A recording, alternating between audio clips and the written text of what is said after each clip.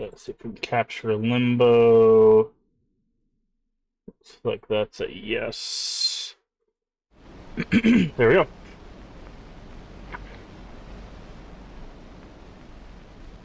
And again, I basically don't know anything about the games that we're going to be playing for this horror stuff. I know this is like a silhouetted horror platformer, and that's about it.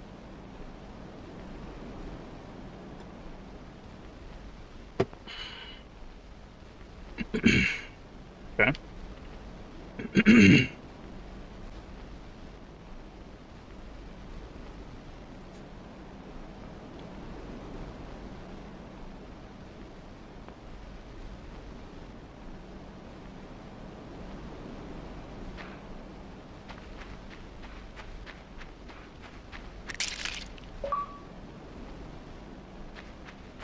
Okay. Apparently there's an achievement to go the wrong way. There we go, a little, like a hop. Ooh, like a double jump? No, just this little hop. Okay.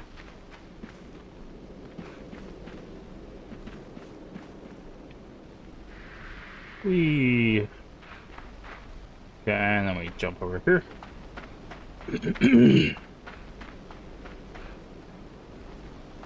How do we grab something? Okay, B is to grab.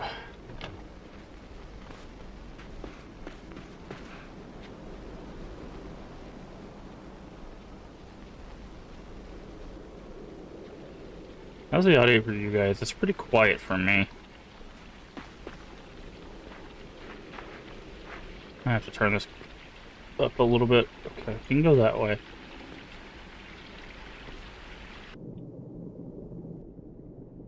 Okay, we can't swim. Got it. That's what I figured, but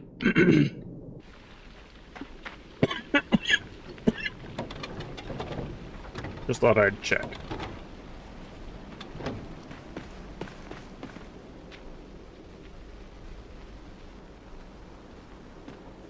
It doesn't look like there's falling damage, or if there is.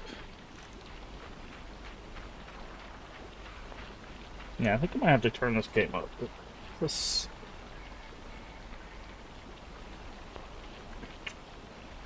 Let's see. Let me turn this game up a little bit. It's very quiet.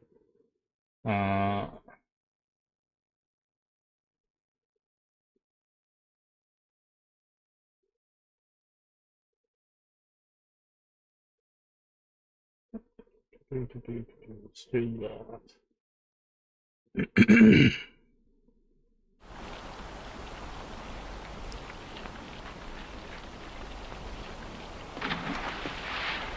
Okay, that looks a little bit better.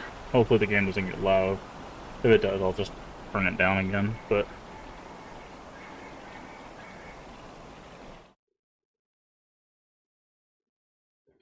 Sorry, I'm just making sure everything's working properly.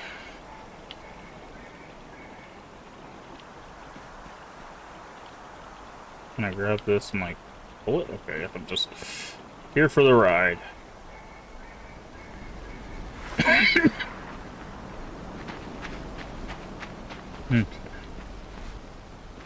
I see. I was like, I saw this handle over here, but I'm not sure what it's there for.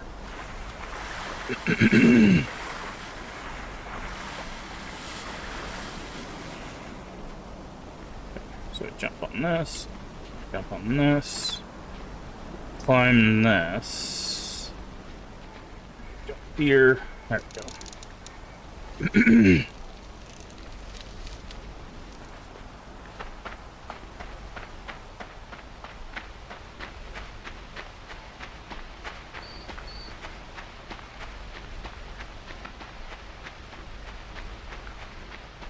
That's a bear trap.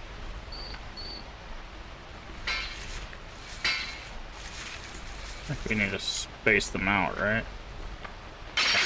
Okay, I jumped, but apparently too late.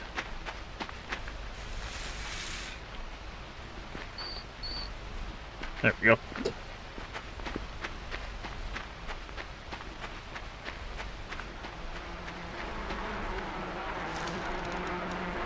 Okay, we've got a carcass there.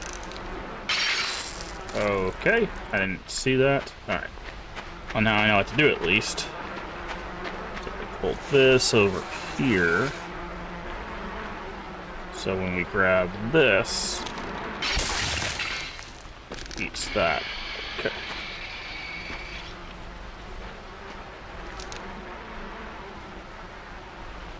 There we go.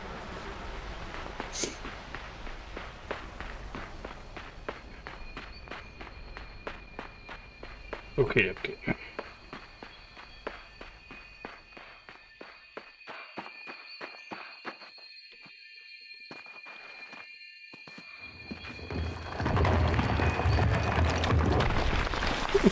That was close.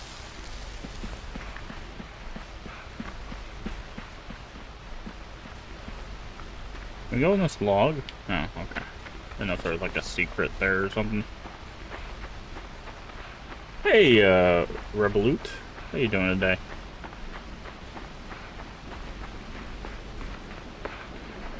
I see this rope, I obviously can't get to it.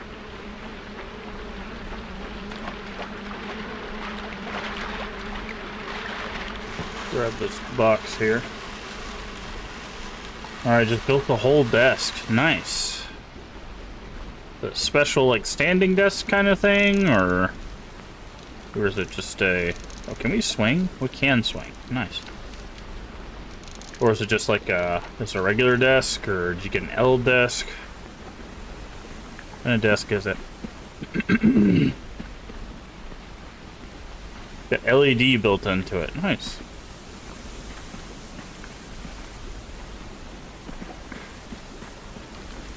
So I can push that over.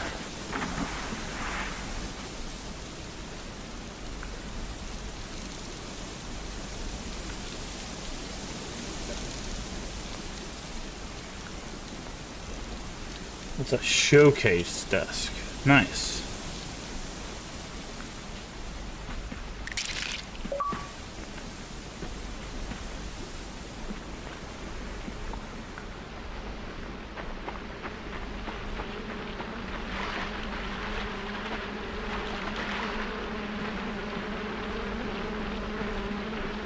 It's a little bit further.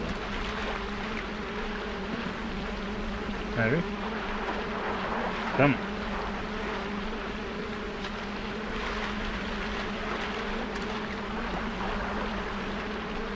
Okay.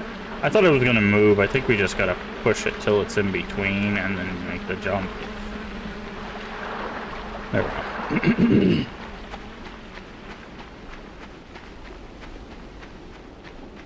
That's very cool, though. Do you stream Revolut? Let's see that trap. Very curious. Ah, it's a spider.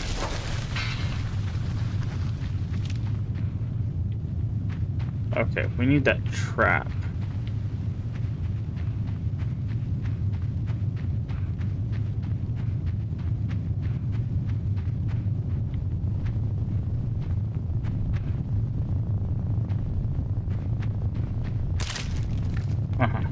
Yep. Yep. Figured that was gonna happen. Okay. Let's see. How do we get up to that trap?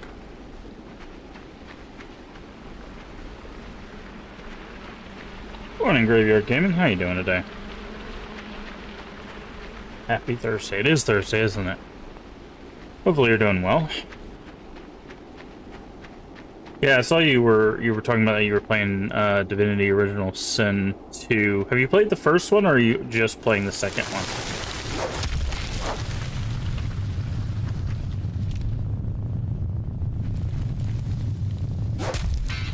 There we go. I need him to slam the ground a little bit more. Just woke up, getting ready of the day. Just played the second one. Interesting. Do you just not have any interest in the first one, or do you just have the second one? And of course, you can't. The hitbox for those are very weird. You have to jump from further back, otherwise they Oh, at least it saves you here. It's got very good checkpointing system so far, yeah. So if you jump too close to these things, this is gonna be a pain.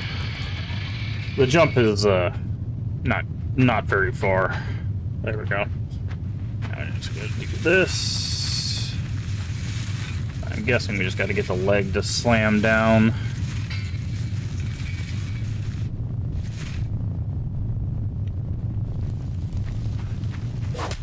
A little bit too far.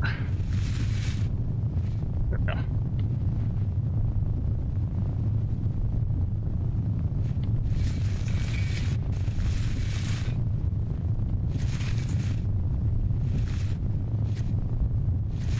Okay, so I think we have to do this.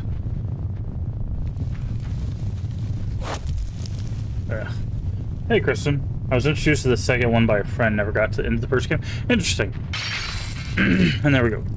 How you doing today, Kristen? Yeah, I love CRPGs, so eventually we're gonna play both of the original Sin games, but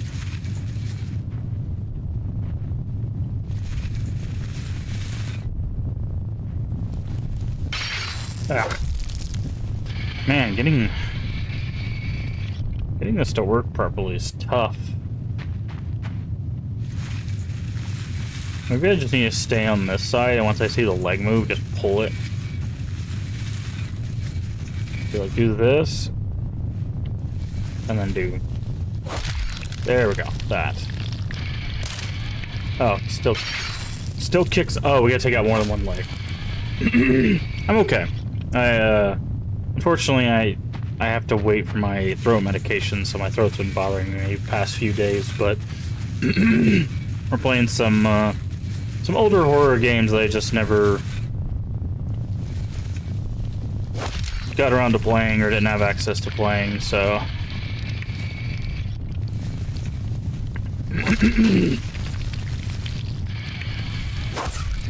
oh, the last one came out fast. But yeah, other than that, we're doing all right. Playing Limbo, which I've never played before.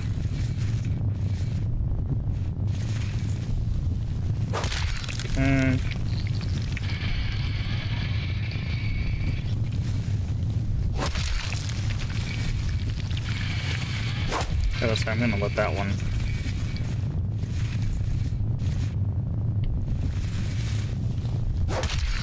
There we go. Now what? Oh, it just leaves. Okay. But yeah, I intend to play some Divinity Original Sin 1 and 2 on the channel as well. The only problem with CRPGs is, man, they are long games. They are very, very long games, so...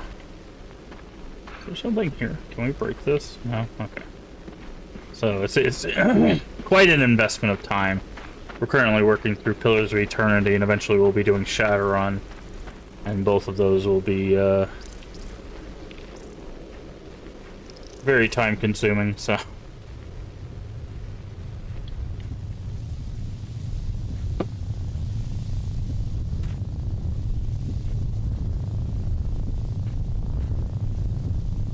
Let's say we're stuck in the web. Let go! Let go of me! Oh no! We got webbed. Played through Baldur's Gate 3 before Divinity. Nice. Yeah, it's so interesting. I've talked about Baldur's Gate 3 before. Baldur's Gate 3, it seems to be a lot of people's introduction to the like the genre. Which is really interesting. Because obviously that's a newer game, so there's a lot of like quality of life stuff in that game that's not in the older CRPGs. But it's great to see, because I talked about it when the game came out. It's so cool to see that like a CRPG got that much like recognition. I hit the jump button, but it's got a weird like delay because we're in a web. Hey, Leave, how you doing today? Actually, before we get any further, let me get a shout out for some people here. Let's see, we've got a shout out Kristen. You're not following Kristen. Kristen just did 2-day birthday celebration. So another revolution around the sun, as it were. Plays a variety of horror games and a little bit of variety of just regular games outside of that. The founder of the Crypt community, which is a amazing horror community. Which if you play horror games consistently, you need to be a part of the Crypt community. A lot of great people in there, a very inclusive group of people. They legitimately care about people. They run raid trains, or at least they're trying to run raid trains more consistently, so you can meet a lot of cool people as well as engage with the community at large. Just absolutely amazing community. I do recommend them, and also just Kristen in general. Go follow Kristen. Kristen's also been doing a lot of Once Human, which is a very interesting game. I keep meaning to go back to it, but I always forget because we have 10 billion games we have to get through, unfortunately. All right, and then we got the Leave ending. Leave streams in the evening, also does a bunch of little horror stuff, as well as it's playing through Yakuza, WWE 2K25 stuff. He's been making some characters as well. He's in the community I was talking about earlier that we're working on some community creation stuff together to try to like fill out the community with all sorts of stuff. Was playing Repo last night with another streamer. So if you want, if any of that sounds fun, definitely go check out Leave. And I believe, hopefully this is right, I believe Graveyard Gaming, which is someone new we've met through Leave's community, also streams. I was playing Divinity Ritual Sin, and if you've been around our channel for a while, you know we love CRPG, so go throw Graveyard Gaming a follow, which let me make sure I'm following. Sometimes I forget to do this. I did forget to follow, but now we were following. So go follow them. I want to check out. The problem is I don't want to spoil too much of Divinity Original Sin for myself, but I do want to check out maybe their character creation stuff. I love seeing what characters people create for CRPGs. So go follow all these lovely people here in chat. And let's get back to the game. Maybe. There we go. Okay, so we need to get, like, right here. There we go.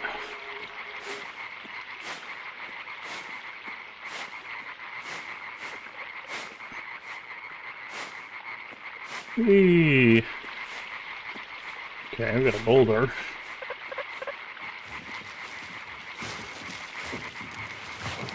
That's gonna knock that down, right? Ooh, that's close.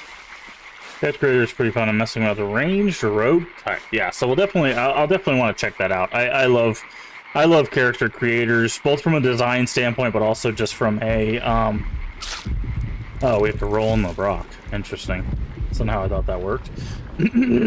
But also just to see like what class combos people try and why. Because those games have a lot of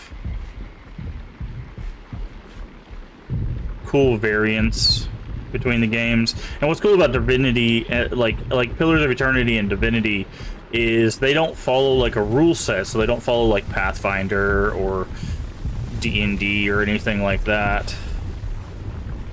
They use their own like in-house rule set for stuff, so it's like, okay, how did they design the rule set for their, their game? So it's always interesting to see that. Hey, we're free. At least until the spider chases us to death. But, Variant's magic system is pretty neat. Yeah. Because that's the thing with, like, with Baldur's Gate follows 5th edition of D&D. But with Divinity Original Sin, they follow their own. Oof. That looks like it's, might be a reference to something. Just saying. Okay, there's a bear trap up there. Yep. Okay. So I have to, like, jump and then jump off immediately. There we go. Swing. Swing. So. I usually play like the most basic like fighter class because I like the way I test a lot of games in CRPGs is how well do they handle a fighter, because a fighter is supposed to be like a very basic class, but they're very good at what they do, right? And if you play a fighter and they just feel worse than every other class, then usually that's because of some balance issue. Oh. Okay. I was like, I don't think this is going to end the way I think I want it to end. So that's what I usually play, just to see. Because if you can't, ow! I tried to jump, but he like bounced a little bit. I will say the controls are a little stiff in this. The platforming doesn't feel the greatest. Okay. Don't know how I was supposed to dodge that.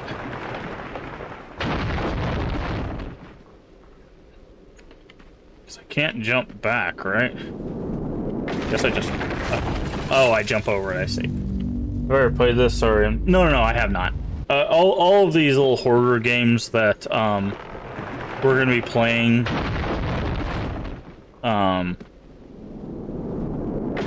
I have never played before, so this, yeah.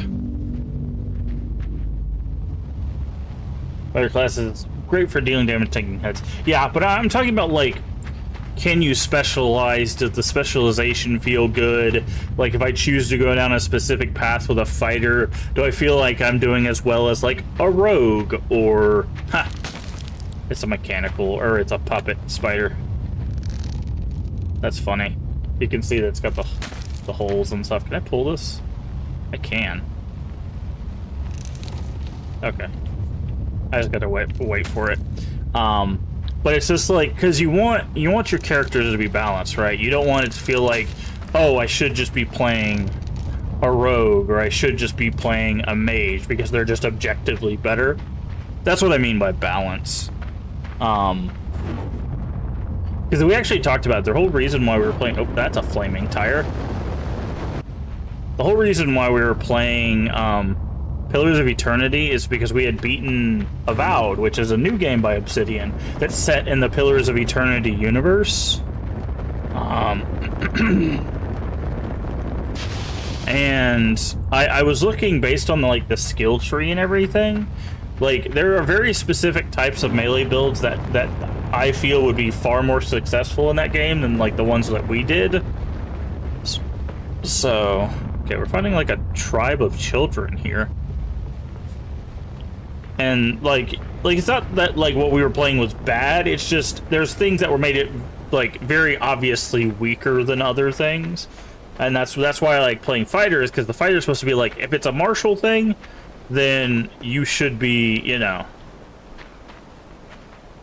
you should be able to just take care of it. How do I? Okay. I guess I just run? I'm trying to figure out how this works. Okay, no, I can't run. I can't duck. Oh, okay, I see. Nope. So, I go here. Okay, do that. Ah, there we go. Okay. And then I fall in the hole anyways. How am I supposed to... Okay. This is a little weird. Yeah, so you have to go the other way. Your character can skill into different skills and classes locked to specific skill set. Yeah, like I said, it's just it's a testing based thing, right? Like it's just one of those that you have to try it out, because like multi-classing is usually how they get around the like why fighter is not weaker than mage. It's like, well, you could just take spells, and it's like, yeah, but again, you have to find those differences. I don't know how I'm supposed to do this because now there's 2 bear traps there. Oh, never mind. There's a rope. I'm a dingus. I was like, wait, how am I supposed to do this? There's a rope. And of course, they're going to pull up that rope, which means we have to go this way. There we go. But But yeah, it just comes down to testing, because it's like, yeah, sure, you can make a fighter who casts magic, but is it really better than just going with a mage that you build tanky, right? Oh, we apparently brought the spider with us.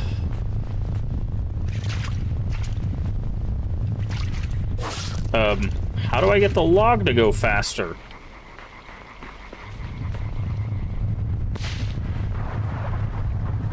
Can I hold on to something?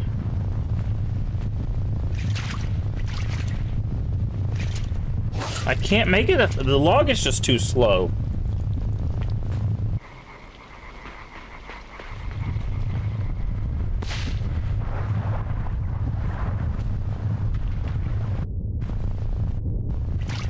Does this work?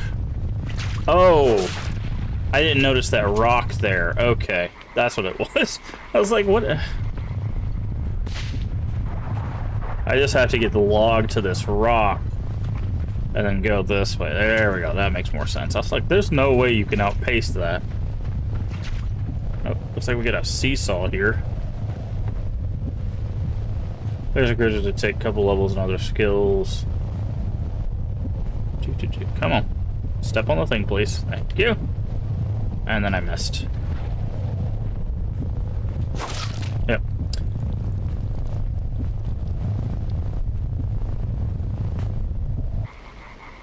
Yeah, the jump's not great. I will say the platforming is kind of sluggish in this game.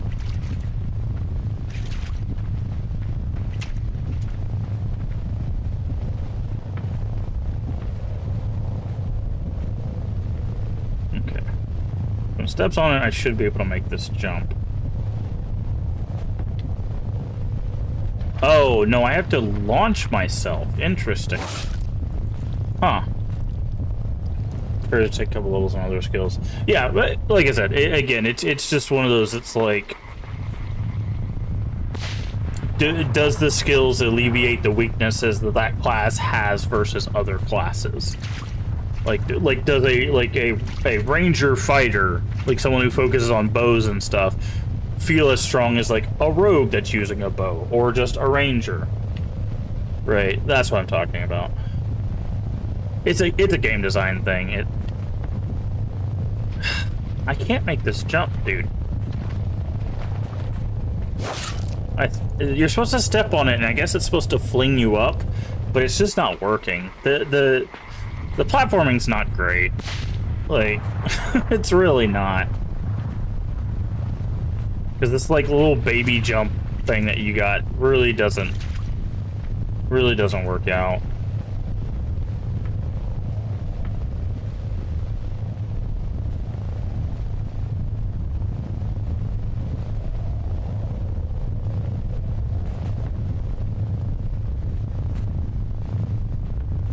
There we go.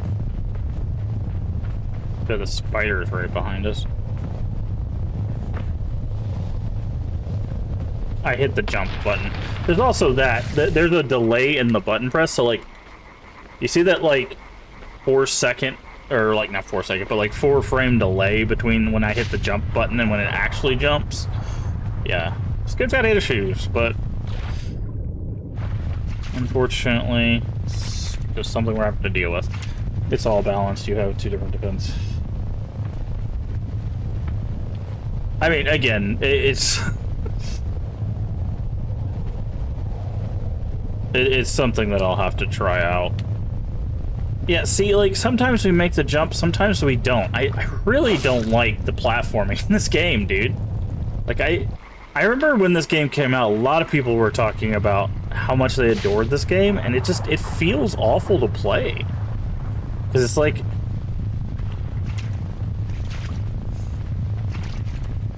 Because, like, the thing is I think it's momentum-based. So I think what I'm supposed to do is, like, stand back here, wait for the spider to step on it, and then, like, run and jump. But, like, there's no run button. You're always moving at, like, a fast pace, right? Yeah, so you're supposed to, like, run and jump. But the jump is just so awful.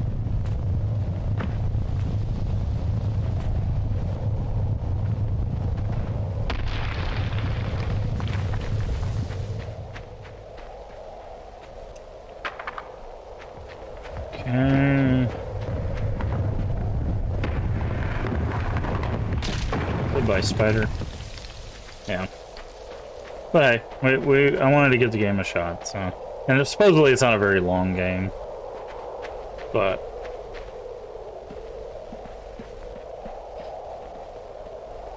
it's all balanced. Again, that's something that I personally will have to test. I don't... It's hard to explain what I mean when I talk about stuff from a game design perspective. Because there's a lot of like minute details of like, okay, you're actually taking a reduction of damage here, or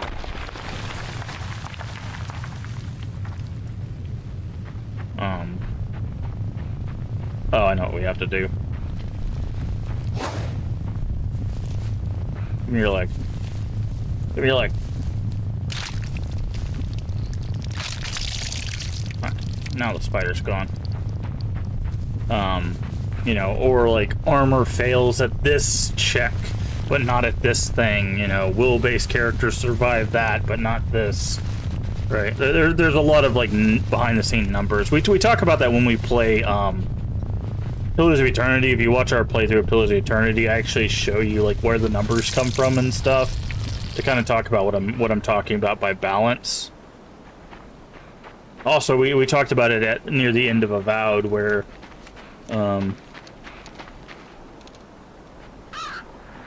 where I discovered that like basically two-handing one-handed swords is like the best martial decision, essentially, just because it's the thing that you can stack the most like damage to based on the way the skill tree is made.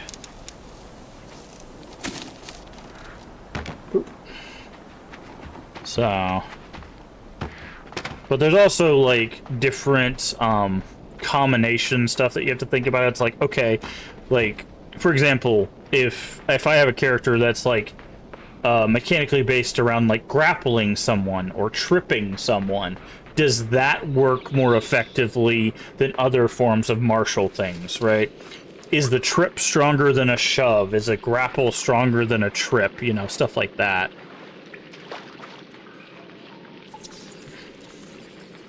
We're supposed to... hello? Okay, they have some sort of, like, bug on their head.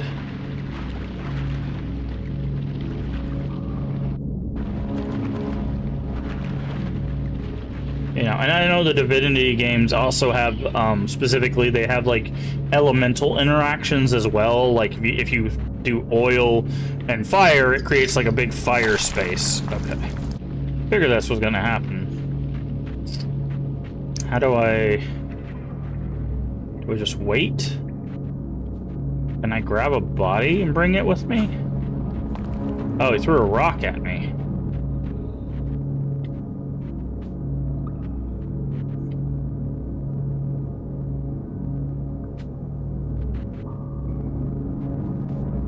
Problem is, if I trip that, I cannot get up. Yeah.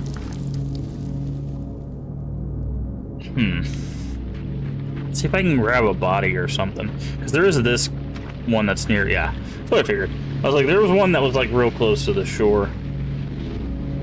But yeah, that's what I'm talking about by balance. Because like, for example, we're playing a Pathfinder 2e game. And I'm specifically playing a character that's grapple-based.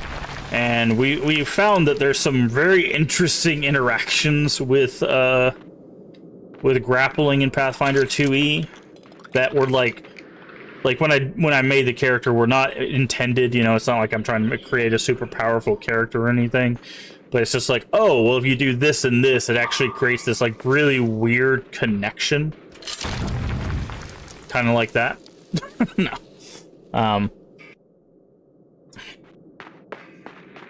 Is this timing based or is it? Is there a button? Like, it just seems like as soon as I... Oh, okay. I see. So the little divot, so we need to jump like this. Okay. I was reading this backwards. I thought the middle was the button, not next to it. See, that's one thing I get it's supposed to be silhouetted, but there should be like ridges on this to show that this is a button. Because I could not tell the difference between the platforms. It's like it doesn't look different. Like you're basically supposed to tell by these little like dips on the side that there's something there, but same thing here. Like you're, but of course by see, and then they change it. Yeah, that's not good design. You can't teach a player something and then immediately change it. That's that's an example of bad game design, by the way. I want to talk about this very specifically. This right here is an example of bad game design. If you're trying to teach your player a mechanic of, okay, don't think of this as a plane and a button, think of this as a button with a pillar in the middle, right? So this doesn't set it off. But then we use that same logic here, and we die. So that's just that is a designed death just to make the player feel bad, right? Like that's you trolling the player for no other reason than to make the player feel bad, right? That's bad game design. I do not like it when I see developers do that. Now, if there was something to denote, like I said, if there was ridges on this like bottom part here, and then we moved over to this button, and we saw the ridges on the button and not on the ground, like you can keep it in a silhouette, right? Just put something to break up the surface to say, hey, this is the part that moves. Then it'd be fine, because then you're telling the player, hey, don't focus on whether it's in the middle or on the ground, focus on where those ridges are, right? And we don't get that here. So, bad game design. Sorry.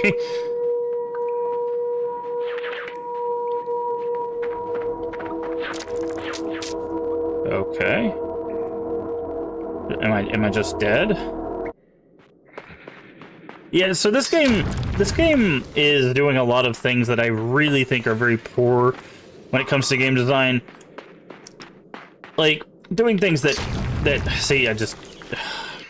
doing things that are meant to kill your player and like learning through death. The thing is, and this is a thing I've talked about a lot with Souls games as well. With Souls games, the learning through death is a skill-based thing, right? So if I've talked about this before, I'll keep harping on it. So here's the thing, right? If I'm playing a Souls game, which is a skill-based combat, and I have to learn how to deal with a boss, this is our character, this is a boss, right? So the things we learn is if I stand this far away from the boss will do a charge, right? If I stand midway between the boss and like a wall or something, the boss will do a leap. And then if I stand close, the boss will do a 3-hit combo, right? So while you're playing, you're going to learn that stuff. Like a 3-hit combo, oh, I died, I need to come back. So I don't need to get close to it.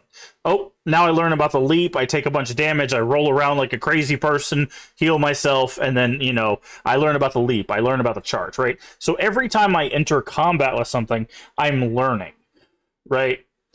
But I can still get through this boss even on my first try if I just use skills that I've acquired, or if I have a good kit that just counteracts how that boss moves, right? But with games like this, it's like, okay, this is a troll button. We were literally taught here, 10 feet away, to step on the middle. But if we do that here, we die. And then it's like, okay, well, you've passed the button. Cool. Then you make this jump. And there's a bunch of kids with blowguns that it shows a corpse there, right? And it's just like,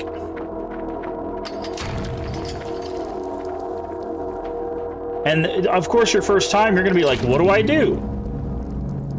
And you know, you're just gonna get shot, and then you have to do this puzzle again, and then you go over and you're like, okay, let me try this, and then you die, and then you have to try something new. It's not failing forward. It's failing for the sake of, haha, we got you. And that's not good game design.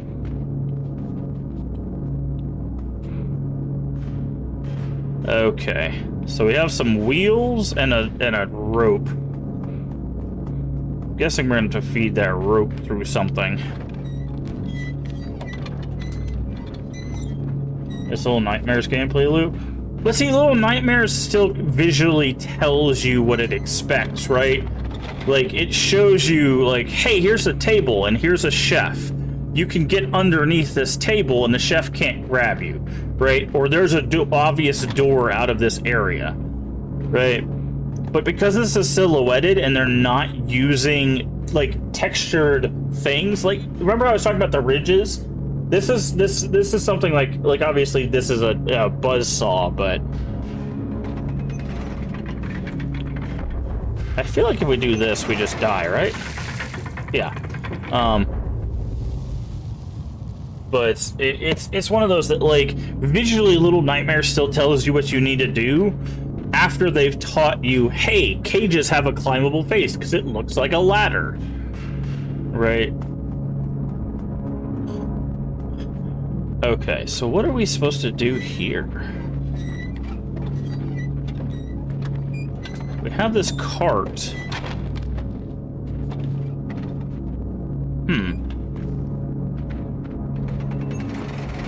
Okay, this opens the second door.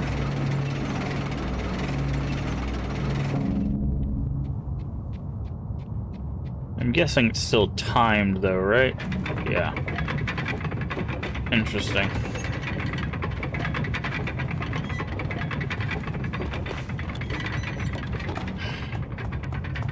I'm not sure what that cart's supposed to do. Right? Like...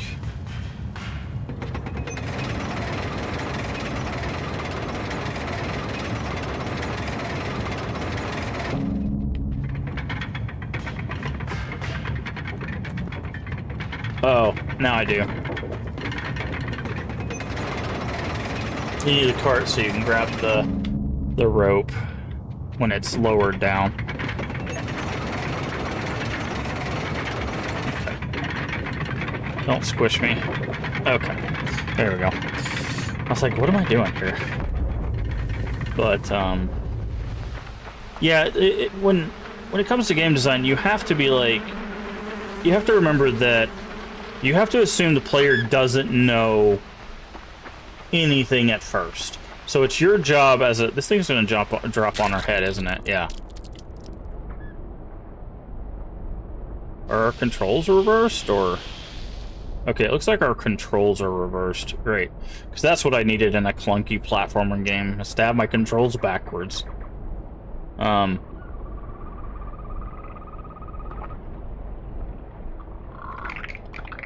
You guys eat the... I'm not even doing anything. Like, it's doing stuff all by itself at this point.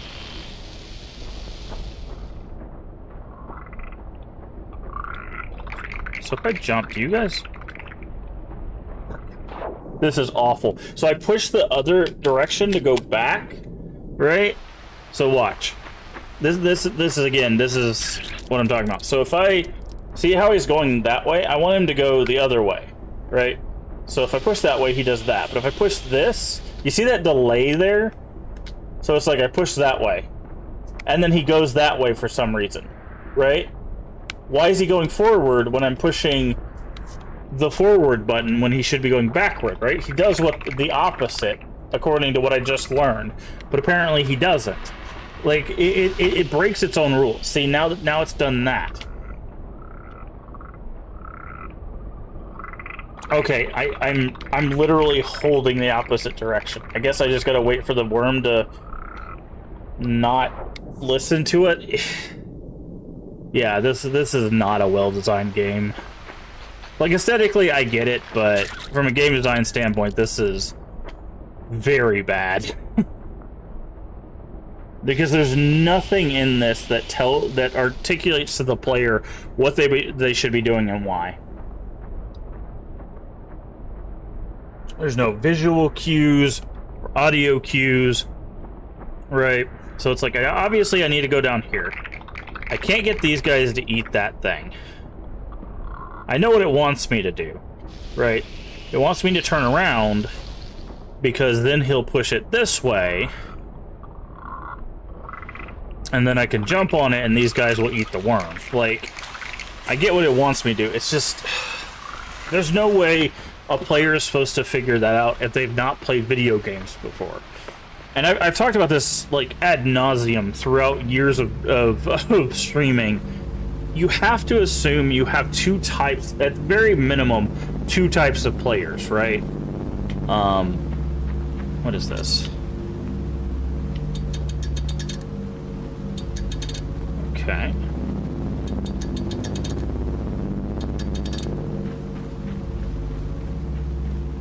And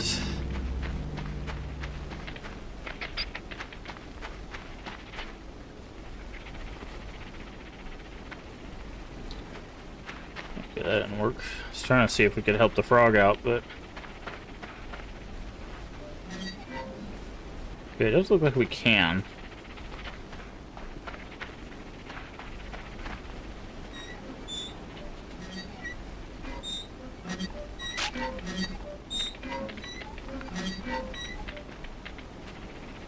I don't know if I'm supposed to do something with this frog.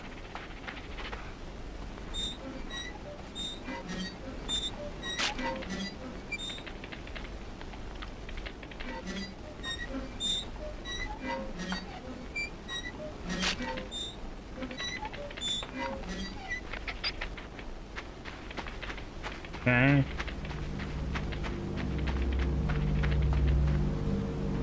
Oh, I see. He goes in there. I see. Okay.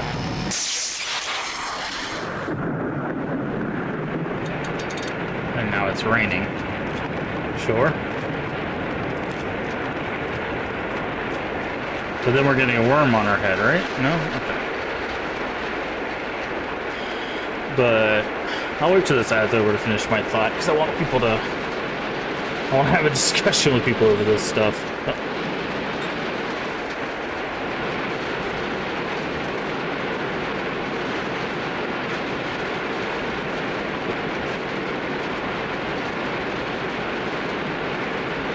Okay, go, please.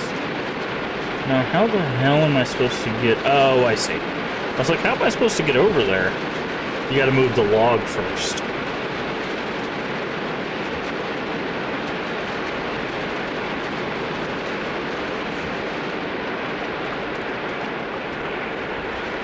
Gotta do something like that.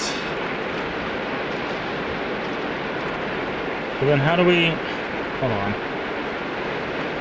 Okay, welcome back from ads. What I was saying before ads was you always, when you're creating something, especially games, you have to assume there's two types of players, right?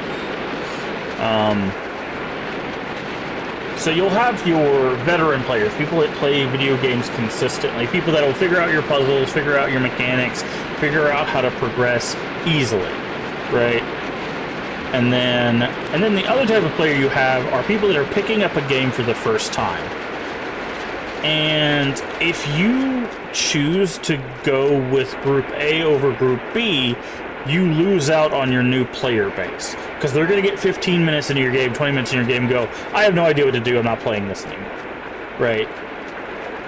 And although your veteran players will probably disagree, like, going with a Group B, the people that have not played games that often, is a better choice.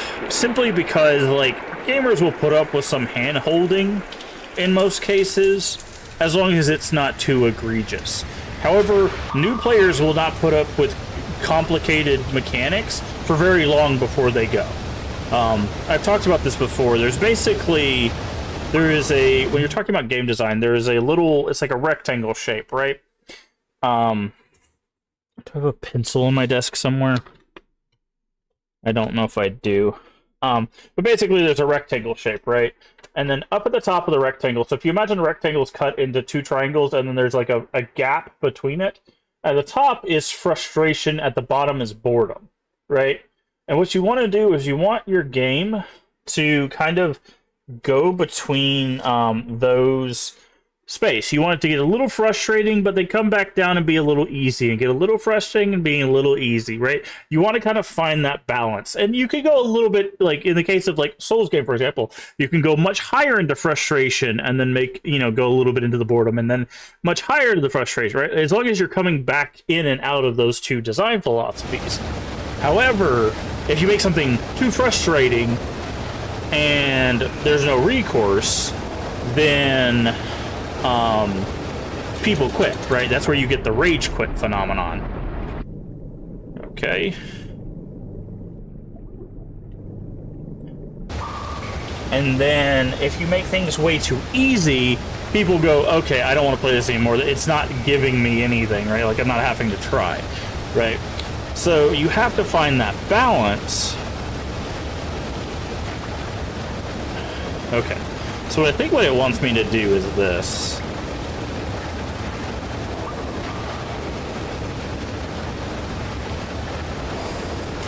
I think it wants me to do this. And a lot of games, unfortunately, don't think about that when they're designing their games. Most of the time, they think about, I have a specific vision, and if the players like that vision, great. If they don't like that vision, this game isn't for them. And that is such a backwards way on creating things that people are going to engage with, right?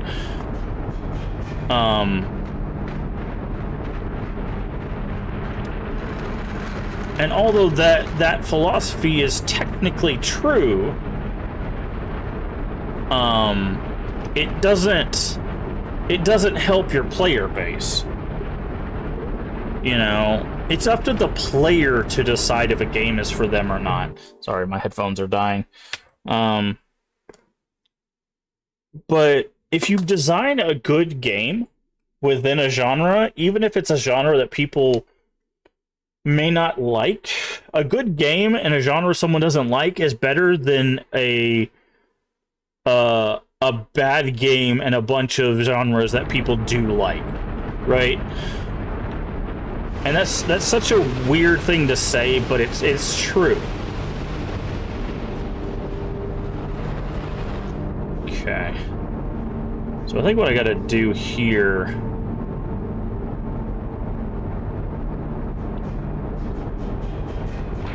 Yep.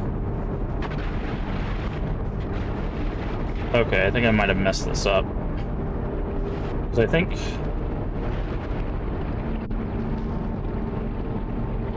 Yeah, I messed this up. When it pops up, I gotta close the door on it. Sorry, I need to readjust. But it's one of those that, like, you can attract players that would normally come to your game if the game is good. And trying to, like, appeal to a specific demographic will get you players. Okay, this game has gotten very loud again.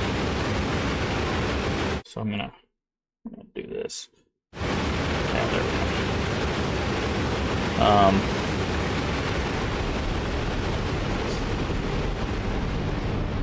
Yeah, you could go with the guaranteed players, but at the end of the day, if your guaranteed player base is 10,000 and you need to sell 100,000 copies, you need to find a way to connect with those players that don't normally play your type of game, right? And that's why, like, Baldur's Gate 3 is such a great example, is because it brought so many groups of people together that people didn't think had any overlap, right? It brought your CRPG people together. It brought your tabletop players together. It brought your role players together, right? It brought so many different groups of people. It brought your co-op people together, right? And because it had all of that overlap and the game was so good, it was just a good game, everyone that played it, or maybe not everyone, that's an exaggeration, but a lot of people that played it enjoyed it, right? And it was able to reach so many different people. But if they had just focused on like CRPG stuff, then they probably wouldn't have done as well, and it would have been probably a solid CRPG, but not a great game. Right? Okay, how does this work? I see. Water displacement. So, and again, a lot of this is just my take on it. I do have years of game design, but it doesn't mean it's the correct take. Some people will hard disagree with me, and that's fine, but I don't think I can go this way with this, right? Yeah. Why don't I... This is such a dumb mechanic. I don't like these worms.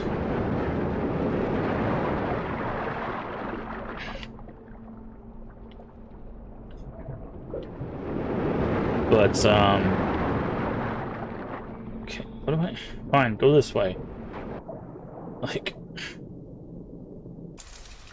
hate this mechanic, dude.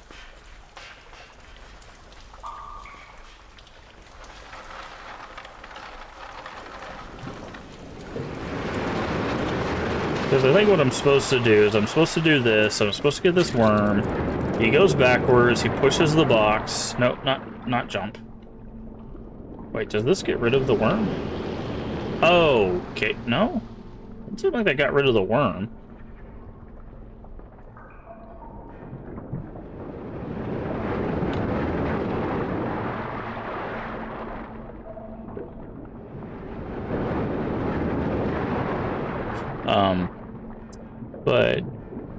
But yeah, it's just, and my goal with gaming has always been the same of, I want as many people to be able to enjoy games as possible.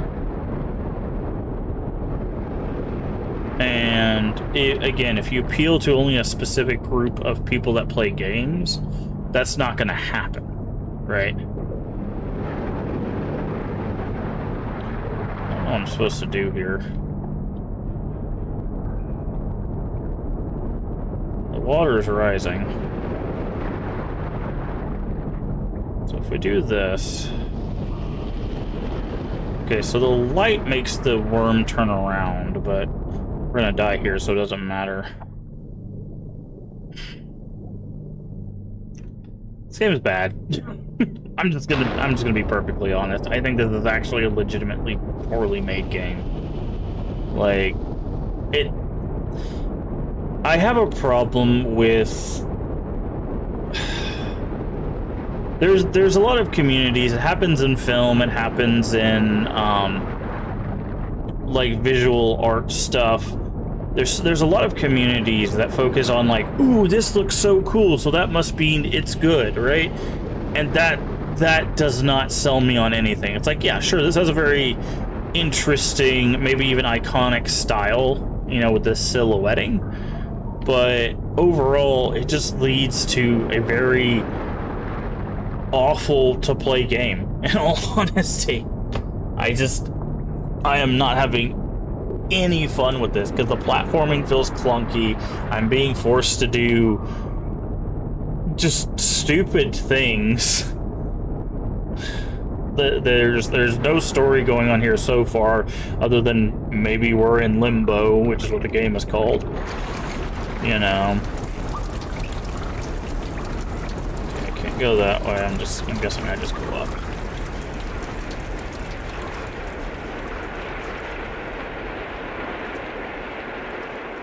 What's this way? Anything this way? Nope.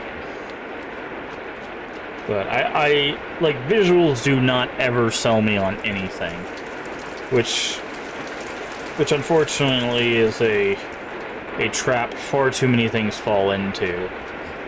They're like, hey, if we make the thing so cool to look at, maybe people will like it. And it's just like, yeah, sure, most people might even like it. But for me personally, nah. That doesn't... Oh. Silly me, thinking that they would conserve momentum as we slide, like they've done in every other sliding part.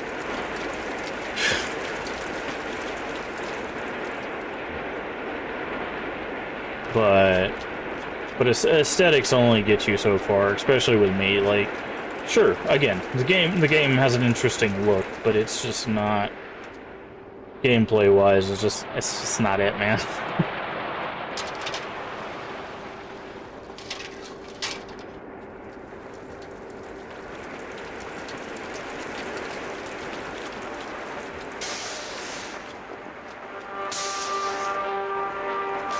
Okay. I like this game, but at the time, the cause and effect gameplay loop was pretty new, and this was full introduction.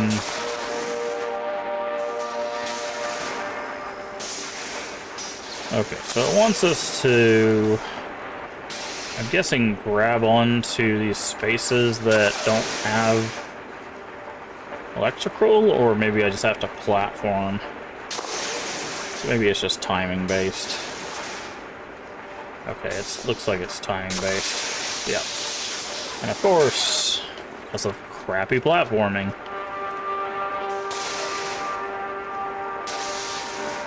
I don't know, it's just...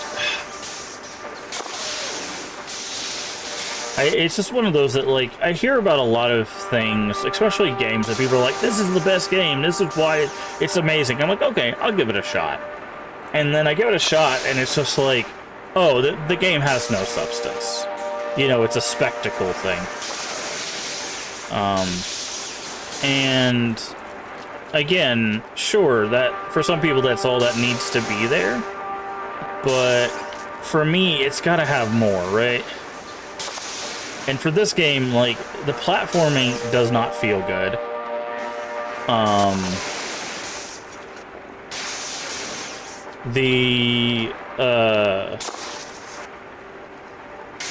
The puzzles are not anything super complicated. They're mostly just tedious. See, and he bounces when he hits the... Every time I hit the H, the reason why I keep falling in the middle is whenever I jump to this H, the first part of this H, he bounces. Watch. Oh, now he doesn't want to do it because I said to watch. That's hilarious. But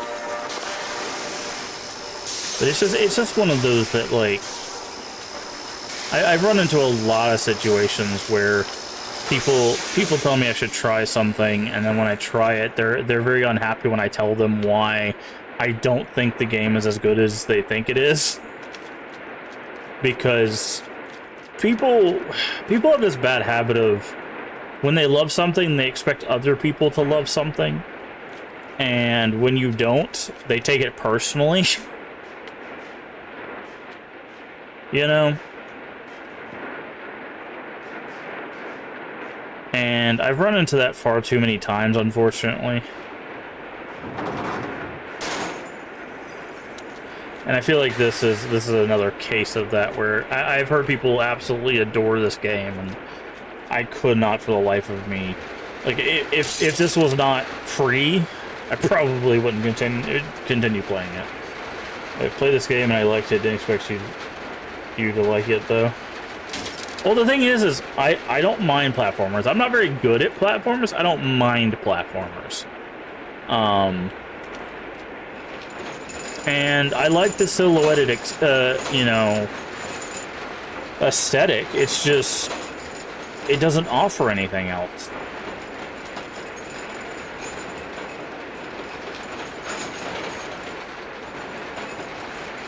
Okay, so I need to...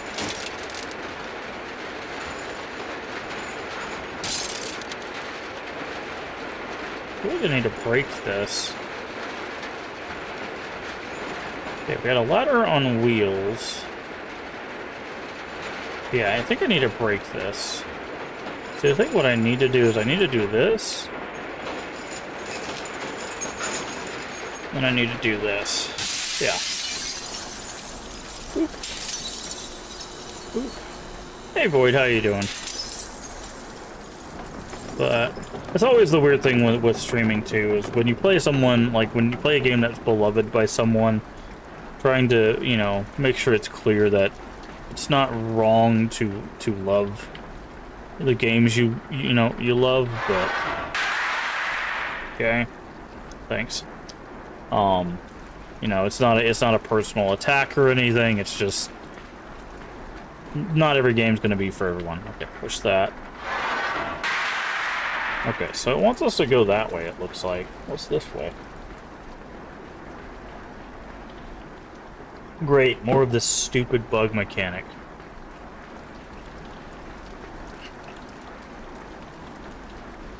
Love it. Okay, that's why we had to push this over, is because this gives us sunlight, which would allow the bug to turn us around. And we can't get up here because I think we probably need, like, some sort of ladder or something. But hey, Boyd, how you doing today? But that's the thing, right? It's like you don't know if you like a game until you try, and that's the whole reason why I'm doing this. It's just to give it a go.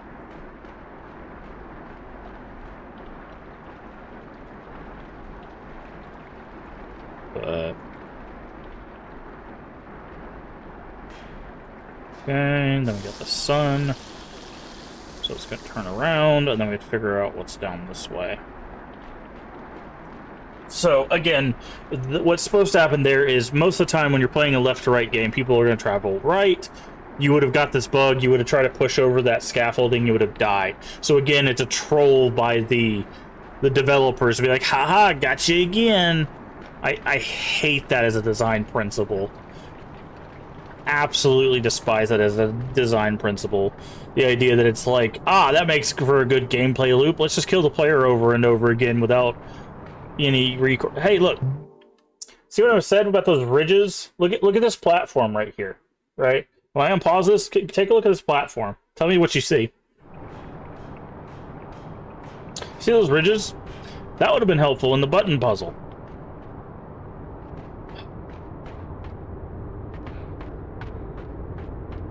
I have no idea where I'm going. I can only go this way, by the way.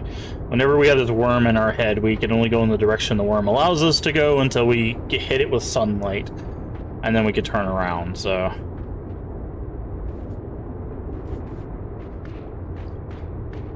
Oh no, a button. I hope it doesn't kill us.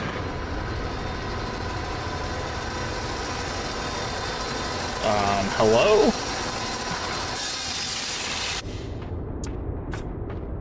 I slowed down as much as I could as soon as I hit that button. And it was just like, nah, you're still gonna get hit in the head with it. But yeah, hey D-Man, how you doing today?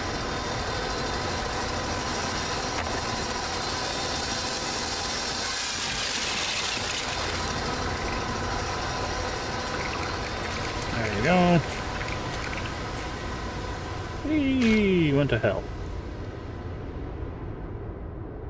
Are we not supposed to go down here?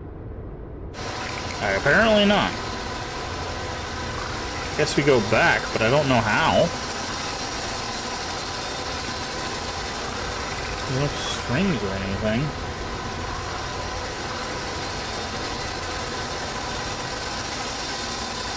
Guess I just gotta wait for the blade to go over here and then jump. And then they added another tedious thing. Backtracking.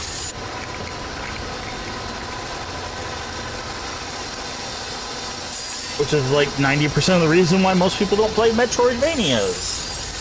Is because they're like, backtracking. No thanks.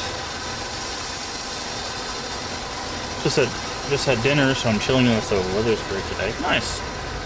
That's good to hear. It's always nice when you have a good day. Alright, so I gotta seesaw this.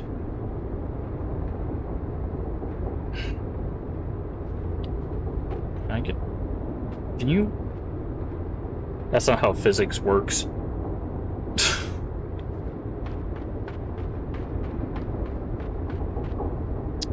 Yep. So I stand on one end, and instead of it staying on that one end, it starts doing this, which is not how that should work. As long as I have weight on one end of the pipe, it should always stay at an angle. Right? So if I stand here, it should continuously go down. The fact that it goes back up means that this is just wrong. So I think what they want us to do is this. They want us to rock it back and forth, which is would not be necessary for this kind of thing, right?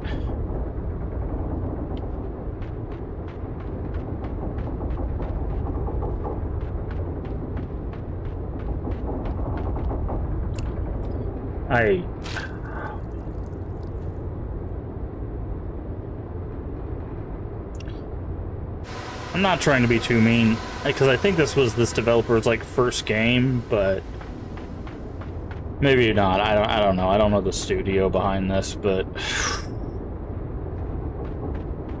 boy howdy.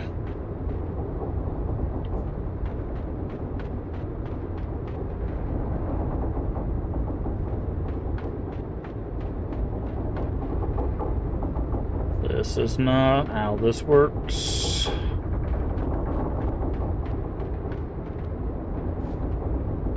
Okay, and then we gotta push that, obviously. Oh, it rocks back and forth. Great, yeah. Okay, so that's not what we need to do. I need to pull this, because then I have to give it the physics to swing.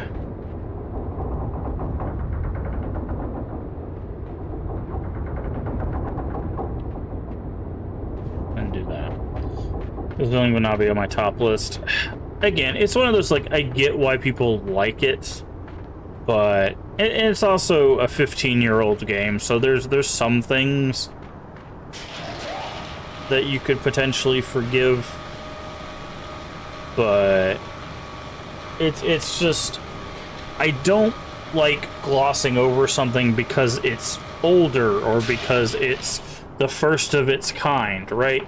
Because what that leads people to believe is that just because something is new or innovative, that it's perfect. And nothing's perfect, right? It can have a lot of really cool ideas. It can do a lot of really cool things, but nothing's perfect. And we need to talk about those things because those are the things that improve over time, right? Those are the things that make games better. So that's why I have these conversations about that. Why can I not grab this? Hello? Oh, I know why. I need a box, which is why we have this elevator.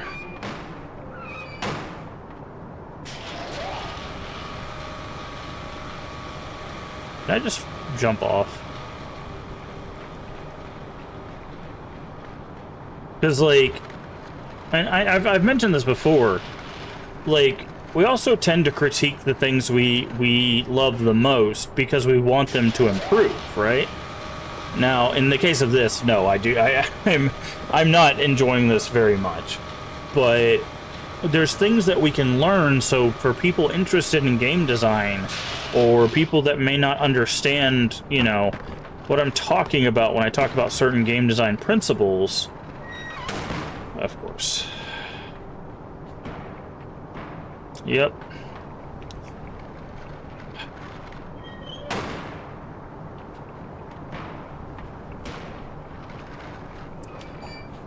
Okay. Is it?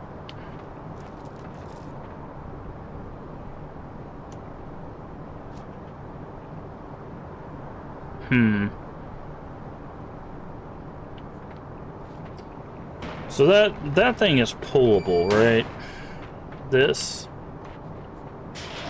So that's got to be.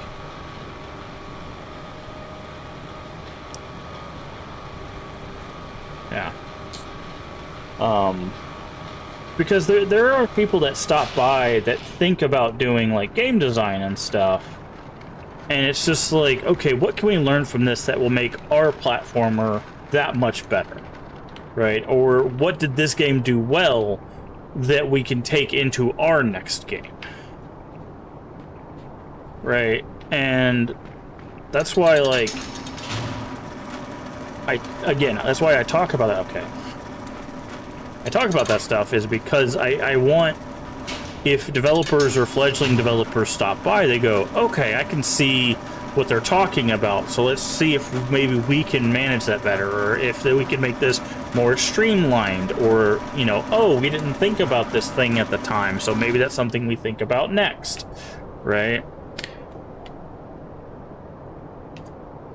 Because we learn, right? That's how we evolve as human beings, is we learn. You know, I would rather someone tell me, you know, all the things that they didn't like and like about my games than just tell me, like, hey, it was a good game. You know, like, That doesn't really help me. Okay. I see. Okay, well, we failed this puzzle. Go ahead and chop this up. Because that's how we grow as people, right? We learn. Okay, so what we gotta do is we gotta do this. And while that's going, we do that. Hopefully I got enough time to do this. Ow.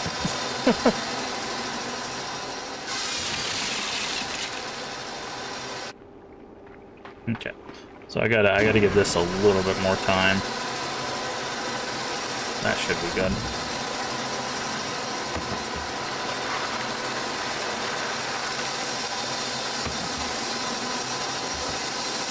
Oh, too far. I should have done that the other way.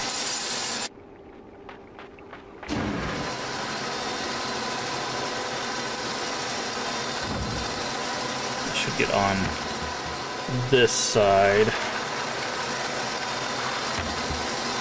And then push it. Of course.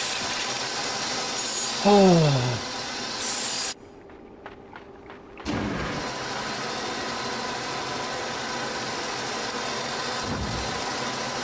So the problem is this is just finicky timing. It's not that it's any level of difficulty. See? Create full criticism? I've never heard the term create full criticism, no. That's an interesting term, I guess.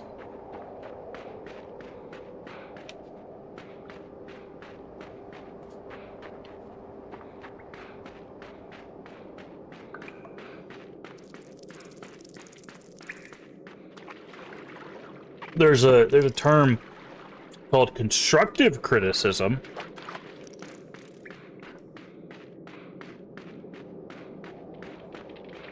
Which is the idea that you're giving them criticism in the form of something that will help them construct a better version. You know, you're giving them building blocks so they can create something or construct something. Constructible criticism. Okay, now we got giant. What is this? Mosquito? Fly?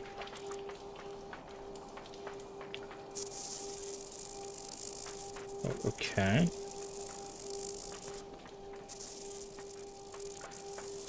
Alright. Oh, I see. I have to grab onto it and it flies me up there to the ladder. That's what I mean. Okay. Sweden don't get the word. Oh, okay. I didn't know you were from Sweden. That's cool. Yeah. Constructive criticism. But yeah, no, I got what you were talking about. I knew what you were referencing. Ah, okay, I see. I have to wait for it to eat, and then I have to, like, move a little bit. When it pops its head up, I have to stop. Wait for it to eat. Move a little bit.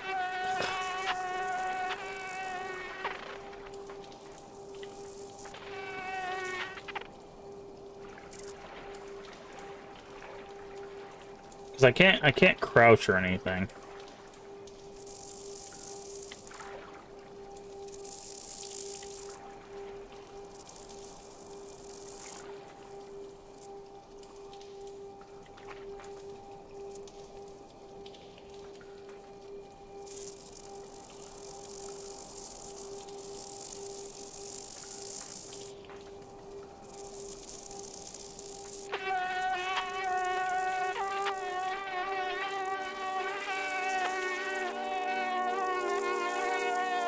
Let go! It won't let me let go. I'm pushing all the buttons. Okay, I guess I gotta pull its leg off. I wasn't trying to harm the thing. I just wanted it to fly me up.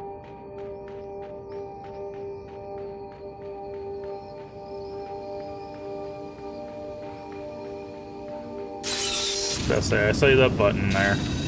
Oh no, it's timed.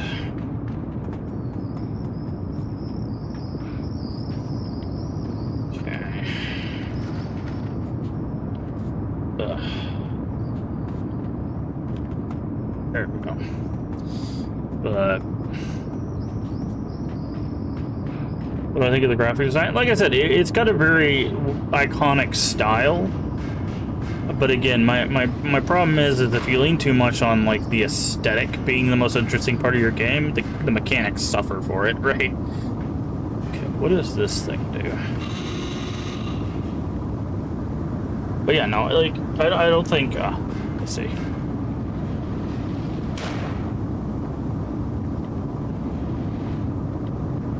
But yeah, no, like there's not a lot of games that do this kind of silhouetted style. Which, oh, I see, okay. It stops after a certain point. Who would have guessed?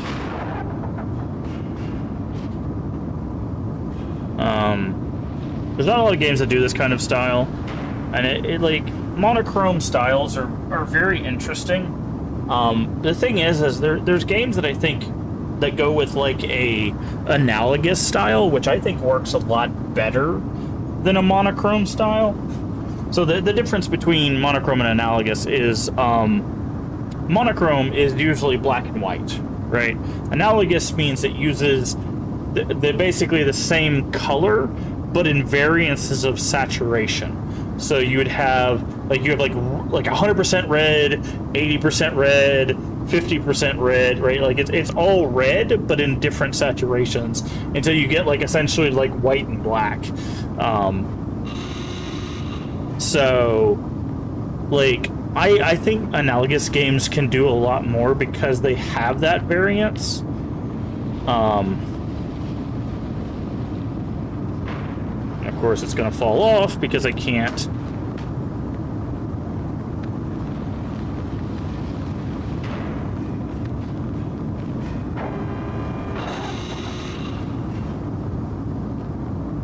Okay.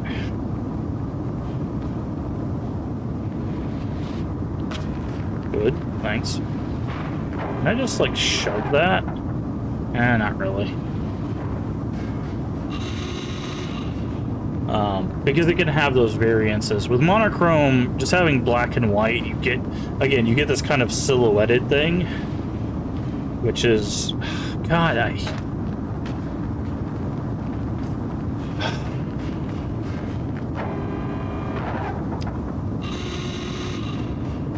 really do not like this.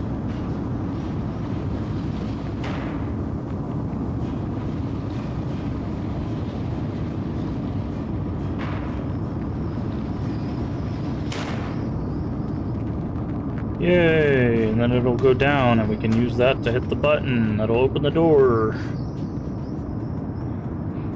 But there's a great game, which is a very simple game, but uses color really well, that I think does a better job of this that does like a non-vocal storytelling thing, and it's Gris. Gris. Right. Of course. Oh, wait, it's gonna... I see what it's doing. I hate the platforming in this. I'm just gonna state that outright. I really, really do not like platforming in this. It feels awful. It feels like I'm playing with a bouncy ball that's deflated on one side. Like, yeah, Gris, yeah.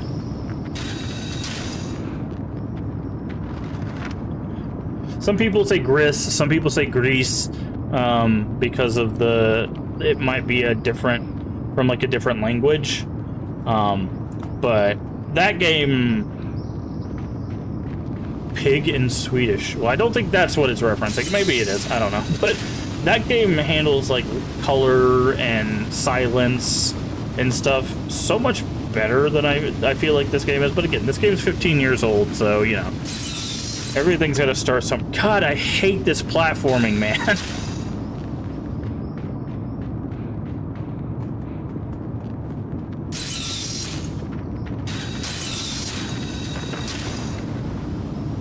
What happened?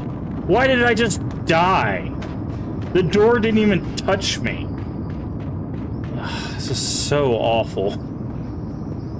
And some pig. Some bacon, some... This so awful, dude. I was actually really excited for this one, too, because I'd been hearing about this one for years. Like, years people had talked about, you gotta play Limbo, you gotta play Limbo. If you like horror games, if you like, you know, any sort of, like, stuff like this, you gotta play this one. And I was like, okay, fine, I'll play it. You know, I got it through Game Pass. Sure, we'll give it a go. I have never been more disappointed.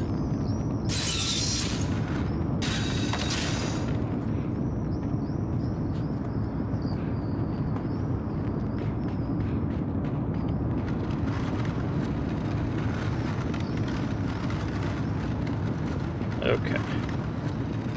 So now we can do this, which I'm guessing is going to open that little hatch. Nope, it's going to start that. Good. We were asking about zombie movies the other day. I've seen Handling the Undead. It's Norwegian. Huh. I don't really like zombie stuff, surprisingly. That's another thing that I guess me and the horror community don't have in common. Zombie stuff really just does not affect me.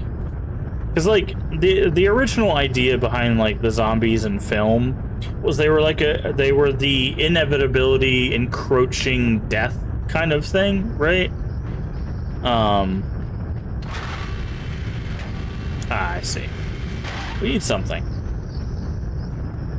But as they, like, evolved over time, it became less and less about that and more about, like, look, zombies can pile up on top of each other and climb walls and super jump and, you know, explode. And it's just like, what is even going on here right now? Wait, can I just follow this down? Like, do I have to? Okay.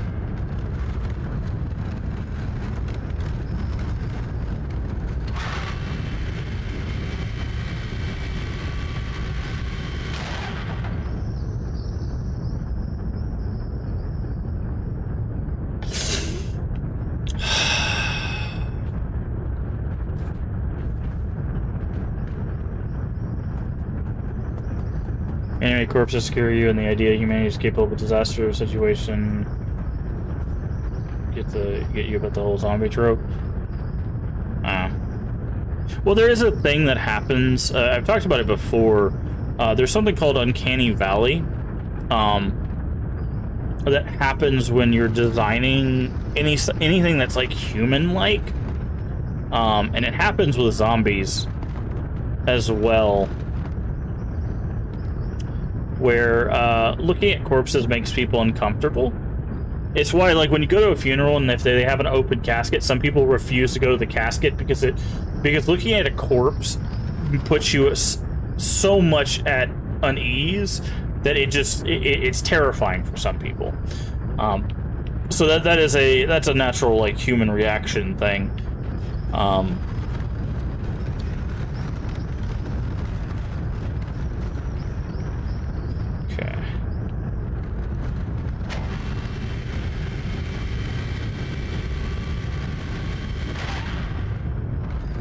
But yeah, the zombies, it's actually, like, I know it's heresy because every time I mention this, everybody looks at me weird, but that's part of the reason why I haven't played the Resident Evil games, is just because I really don't, like, zombies don't really do anything for me, so it's just like, oh, that was dumb of me. I should have waited.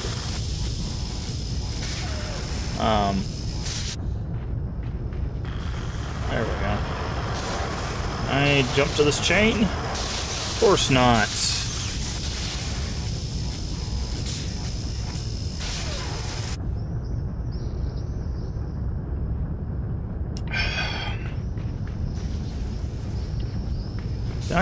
Okay.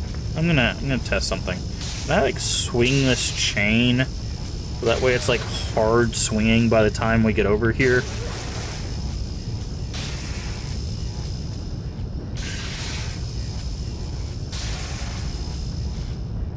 So, like, if I do that, then I do this, there we go. Yeah, I do it, what the heck? I guess I pushed down. Sorry, I looked over at chat and apparently I pushed down. It was like, you want to let go of the chain? Because that's what I want to do in a platforming game, is just let go of stuff. Bring me out of the agree. I couldn't get the idea of mortuary school. Ah.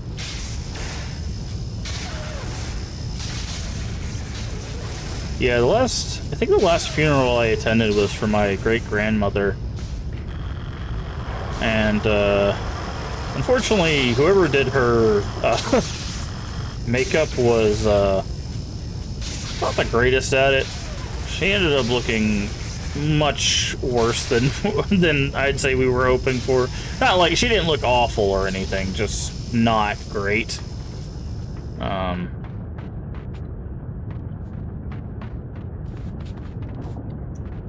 Oh, I see. I was like, what am I doing here?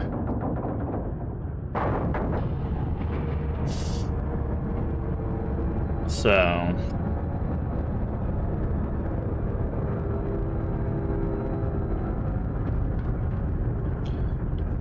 I'm gonna step back, because I'm gonna assume that thing is gonna swing open, and if I'm underneath it, it's gonna kill me, like all the other traps in this game.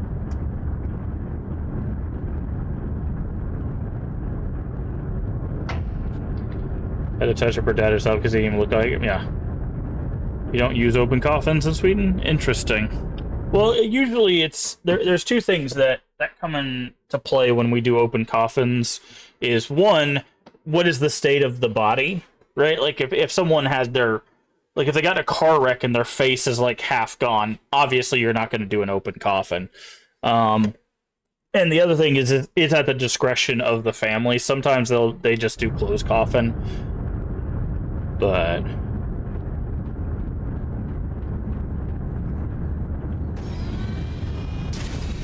Okay. Guess we gotta turn this off. Right, push this past this, because then we're gonna have to run.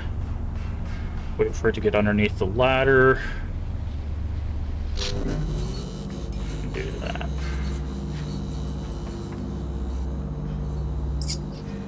That doesn't work. It gets us to the ladder, but it didn't get us to the... Maybe it needs to be like halfway, like right there.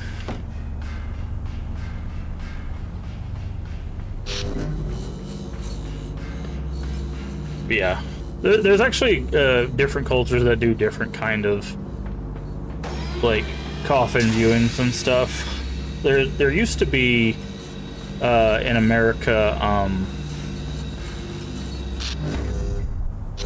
something, it still happens depending on the family, but they used to have a thing where they would actually bring the person in the coffin into the family home, and they would put them on display in like a parlor.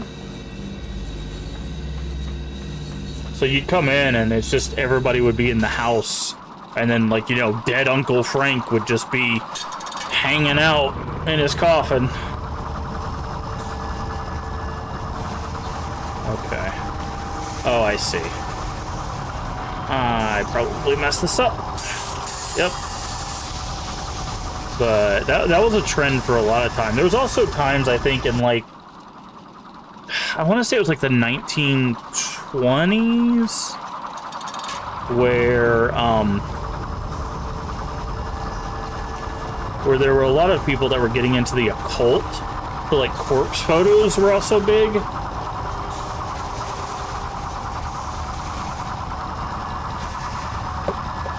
So they would take photos of the deceased. There's a lot of things that have changed in culture over time. Okay. Now I just need to stay on this.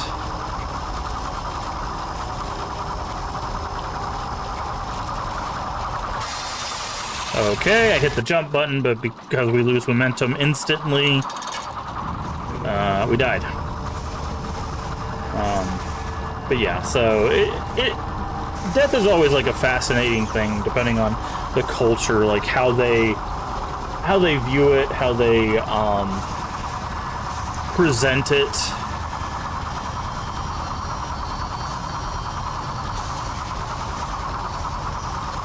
strange when they dressed up and said, yeah. Yeah, corpse photos are very, very strange. Thankfully, that's not something that stuck around for too long, I don't think. Probably maybe a couple decades at this point. Indonesia is fascinating when it comes to some areas handle death. Like a tree they put babies in, how they dig up the corpses and dress them up and stuff. I'm trying to think. Isn't Indonesia also the one that have the pokong? The way that they wrap them, they put them in a cloth and they have 3 knots on them.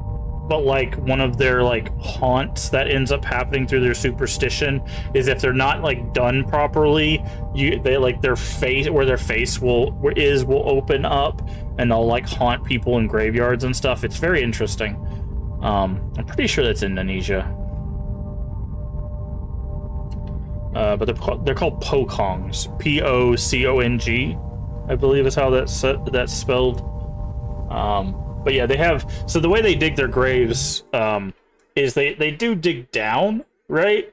But instead of just putting the body at the bottom of the grave, they dig it at an L shape. So there's a little alcove, and then instead of putting the body down, they put it down and then in an alcove, and then they fill it. And that basically what they'll do is once they put it in the alcove, they untie the knots for the body, and then the person will of course leave and then do the rest of the stuff. There's actually a horror game about that. It's called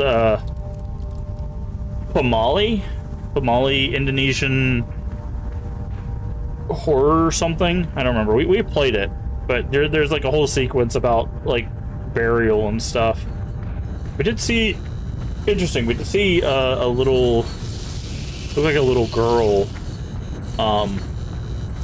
in a field over here. So that's our first like real story beat so far, other than the kids that are trying to kill us for some reason. Okay, that's interesting. This all changed. Well, at least we know what our end goal probably is. And squashed, yep. Gotta go for now, maybe come back later. Have a good one. Thank you, D-Man. Thank you for stopping by. I do appreciate it. Hopefully your day continues to go well. Okay, I'm gonna wait after this. I'm gonna jump. I'm gonna jump again. And then I have no idea. I see. I have no idea what I'm supposed to do here. Does this also crush? It does.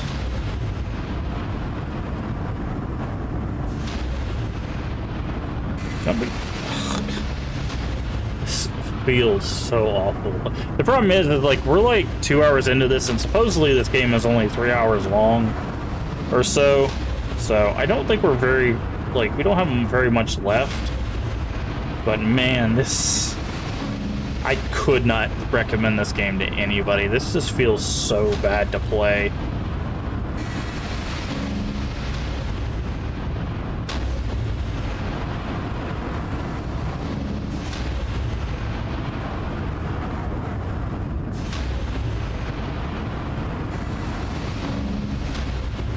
By the way, we can't turn around. We have to go forward. If you're wondering, like, why don't I just turn around and jump to the ladder? I can't. A little worm on my head means I have to go the way that I am facing.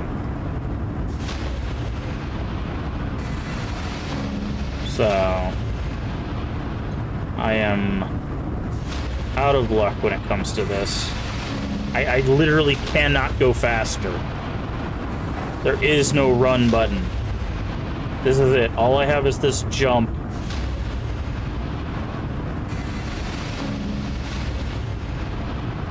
Let me up.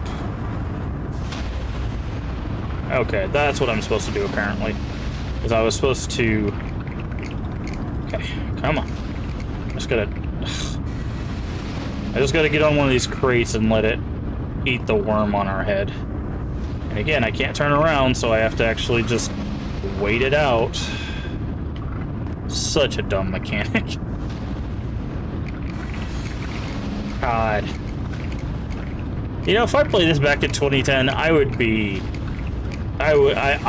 legitimately probably would have not finished this game.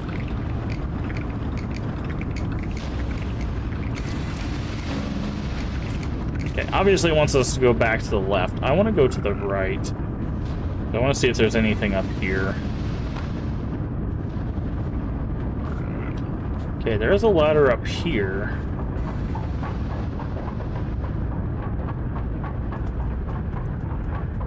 What does this do? Oh, I see. Okay.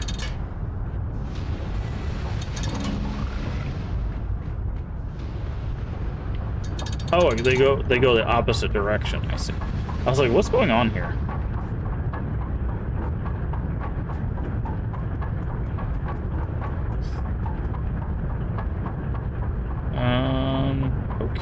Okay. Can't do anything about that.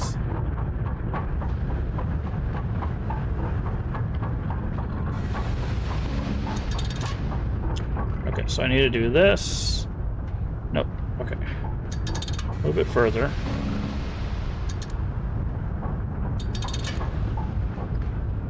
This. Grab it. Okay. A little bit further again.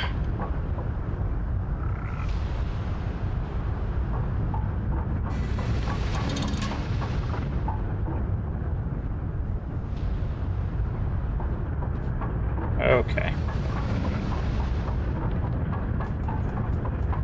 Because basically what I have to do is I have to stop this wheel on this side to get to the ladder, but I have to do that in such a way that I can get to the... This jump is awful, man.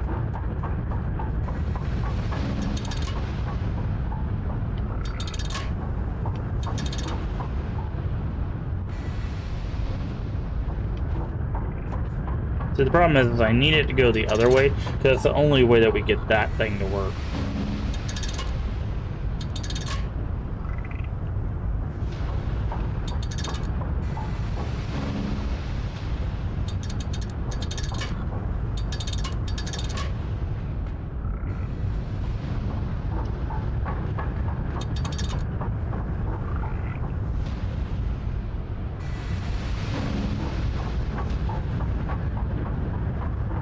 Can I get this to spin up faster, or is it just this speed? Looks like it's just this speed.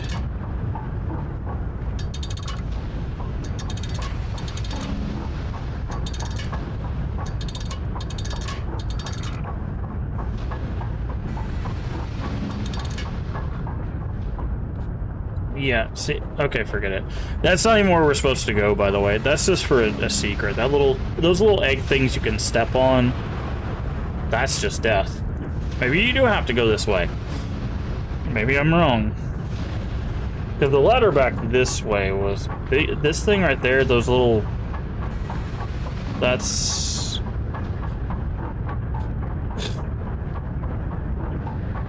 Those are usually just, like, things you collect. I know it.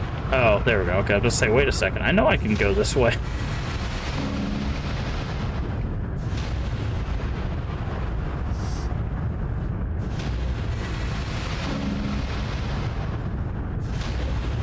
Okay, I told him to go the other way. I need... Does anybody know how close to the end we are?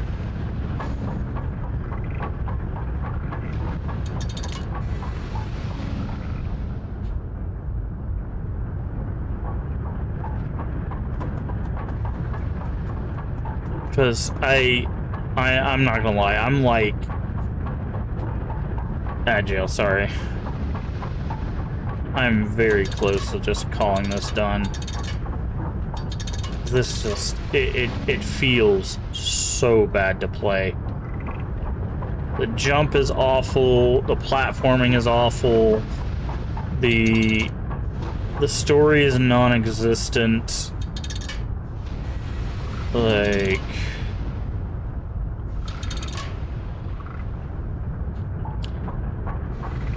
It's just, there's nothing good about this game.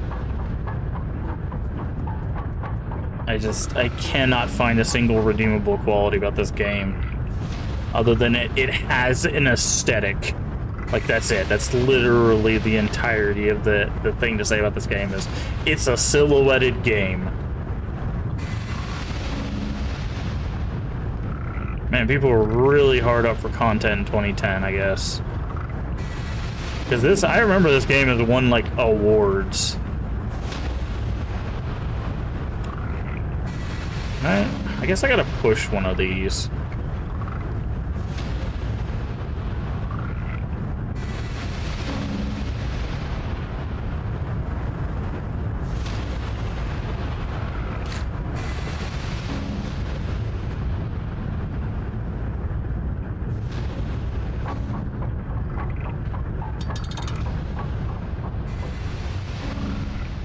Wait a second. Hold on. Can I...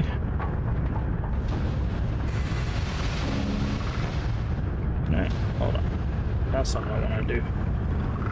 Nope, no I can't. I was gonna like, can I just keep one of these boxes on here? No. Because that would be too smart.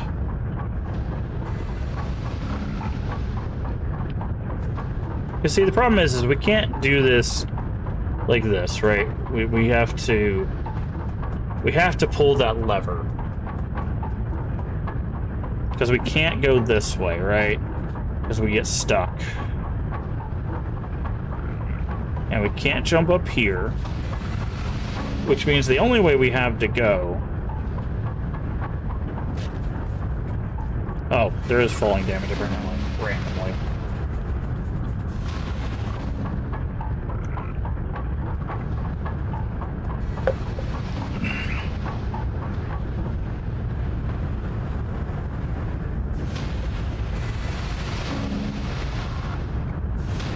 Welcome back from ads.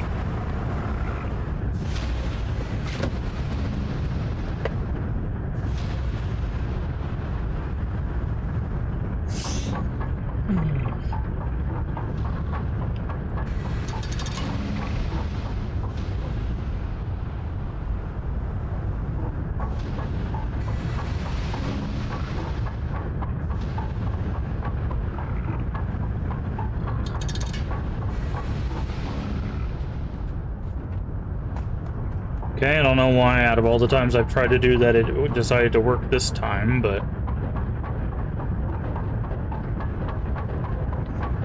I'll take it. It's better than nothing.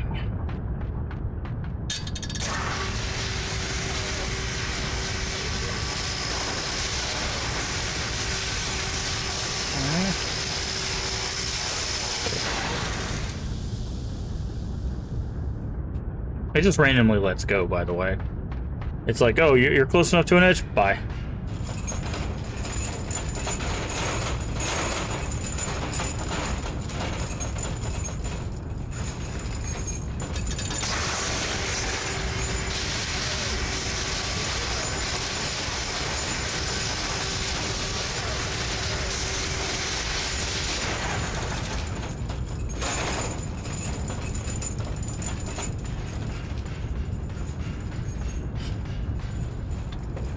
Wait, let me just...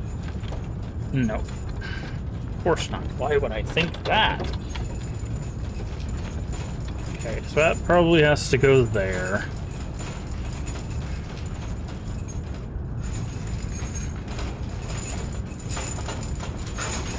Do this. I despise this game.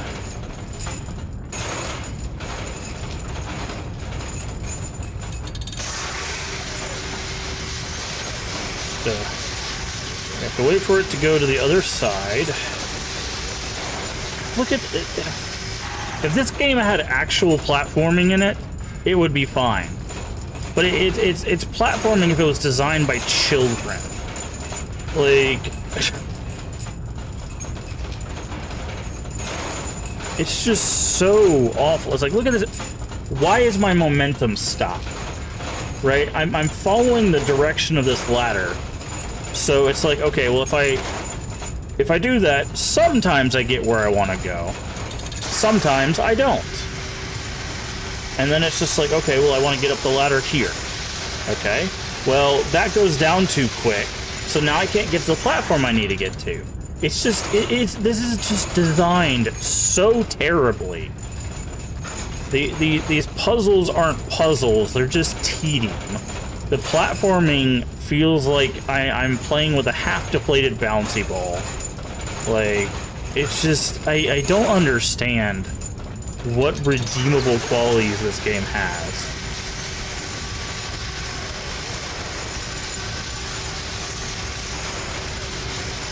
Okay.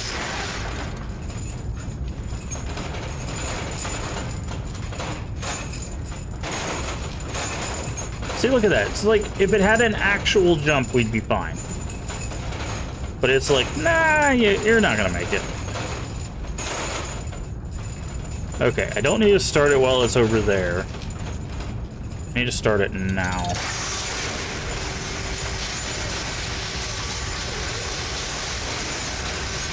Like, the puzzles aren't good, the platforming's not good. There's no story. The aesthetic is black and white, which is fine.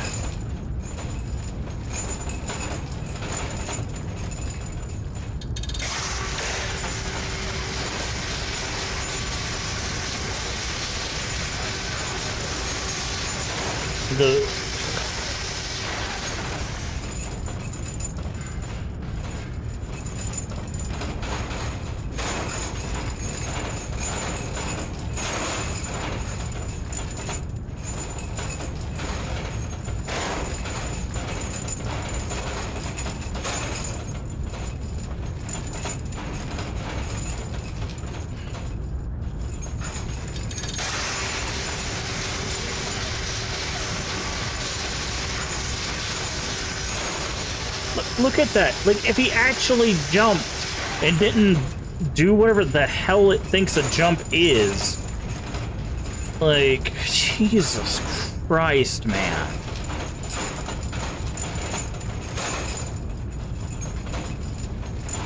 So basically what I have to wait is I have to wait to do this until the thing is basically right there. And then I have to jump to it. And then I have to jump to this ledge. But his ability to jump to that ledge is hit and miss. I have to do this, then we have to land on the minecart. Yeah, dude, I don't. I hope this game is almost done. In fact, I'm just gonna see. Because if I have to do another 2 hours of this, I think I'm just gonna stop here.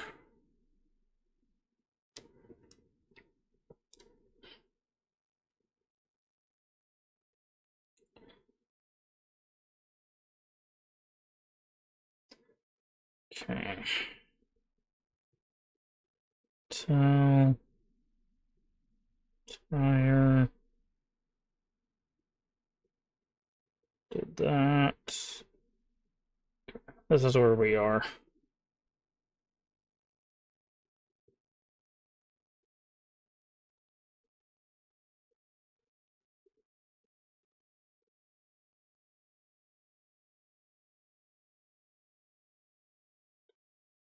You know, no death playthrough.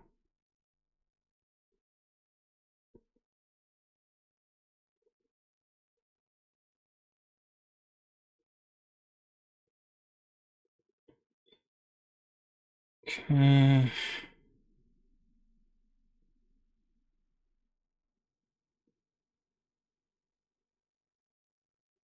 Okay, did that.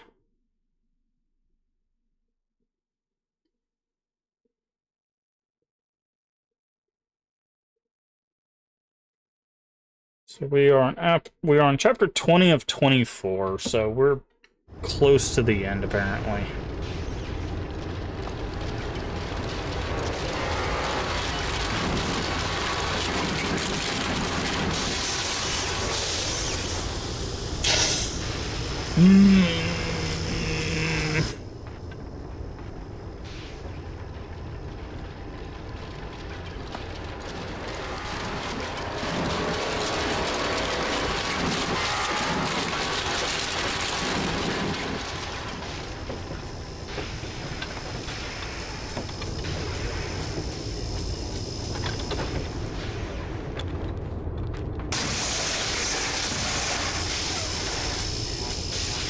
Yep.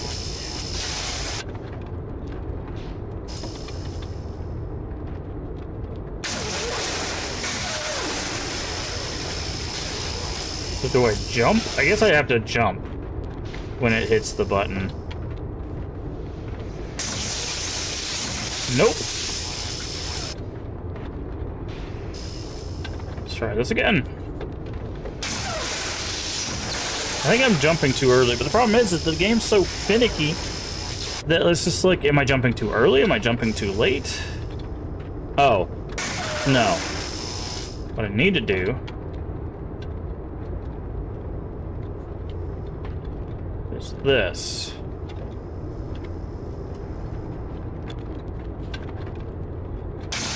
Oh, or not.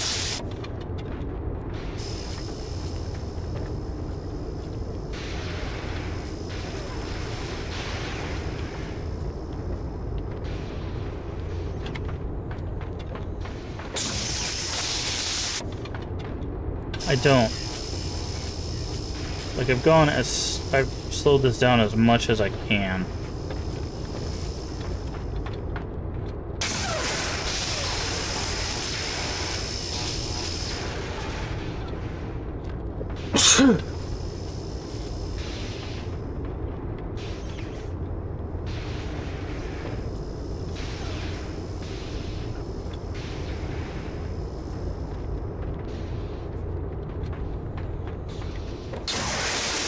No, it stays electrified. I have to get to that lever there.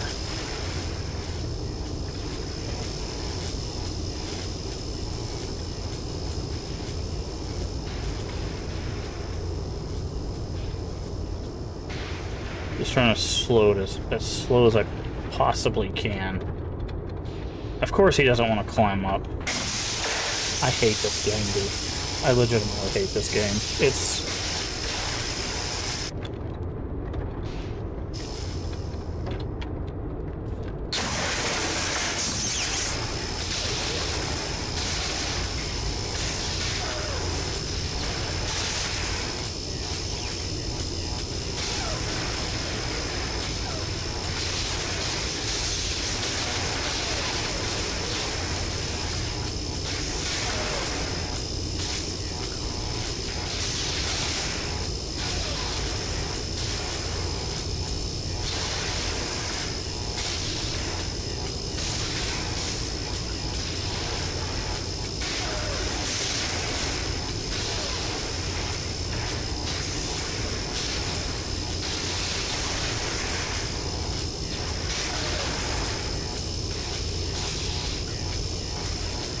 What am I supposed to do here, dude?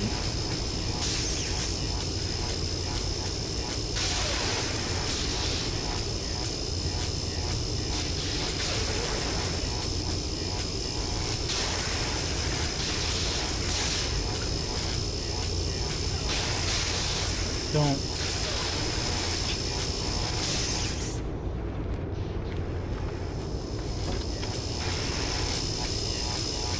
This electrified? Yeah, that is electrified. See, I need to... It's like I need to slow this down, right? And then I need to jump as fast as I can.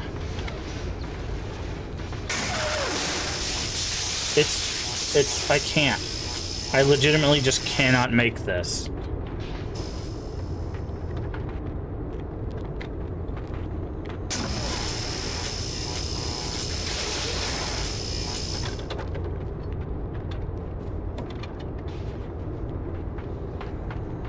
Really? I had to push it back and then go for the jump? Oh, can't see squat.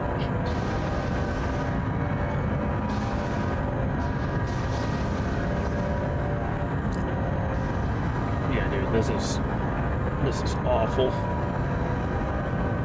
Yeah, because that's what I wanted. The inability to see on top of all of this.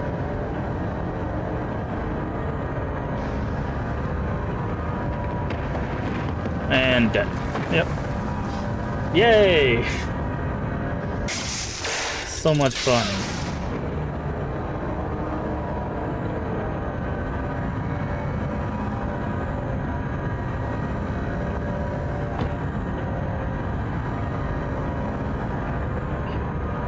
Okay, I have to stand here. because I gotta wait to jump to that ladder.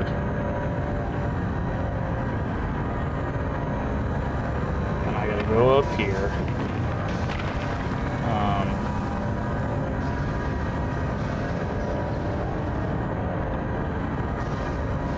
I gotta go here to get over here.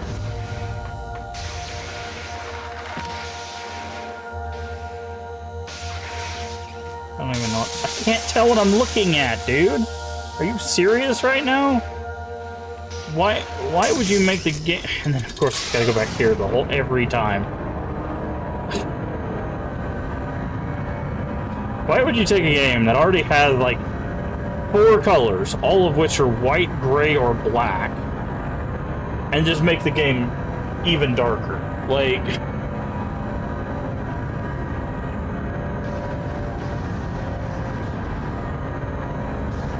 I don't understand, man. I really, really don't get it.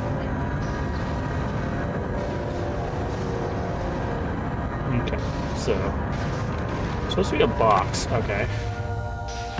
Obviously, I grab the box and I move it over here. And I push it down there. And I go here, then I go here. Like, the puzzle isn't hard, it's just I can't see anything.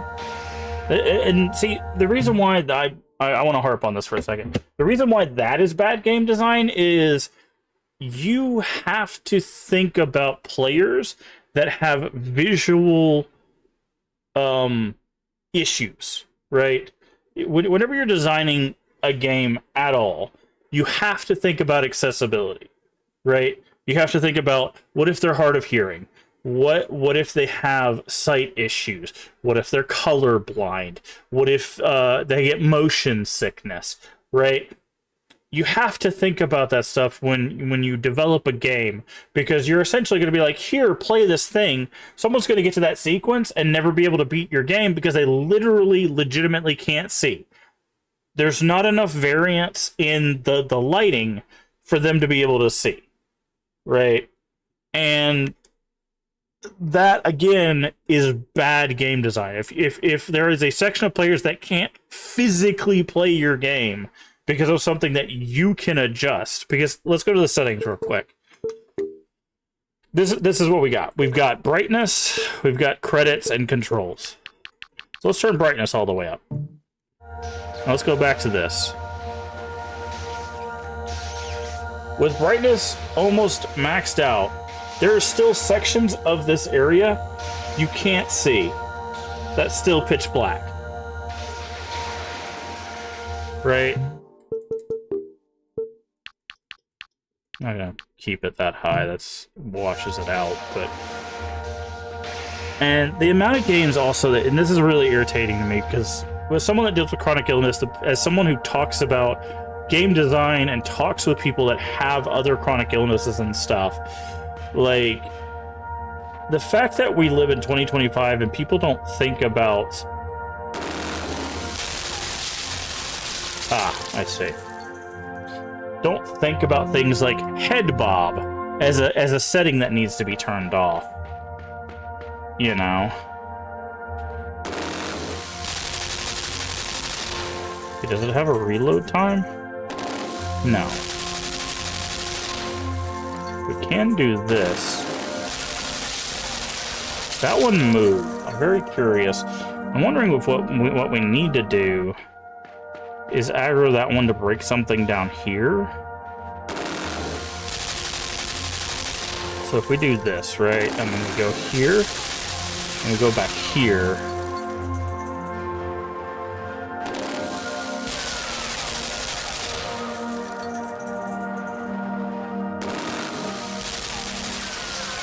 Does that do anything, or is this just a pit? That's just a pit. That doesn't do anything. Okay. Oh, maybe we can get the guns to shoot each other. Hold on.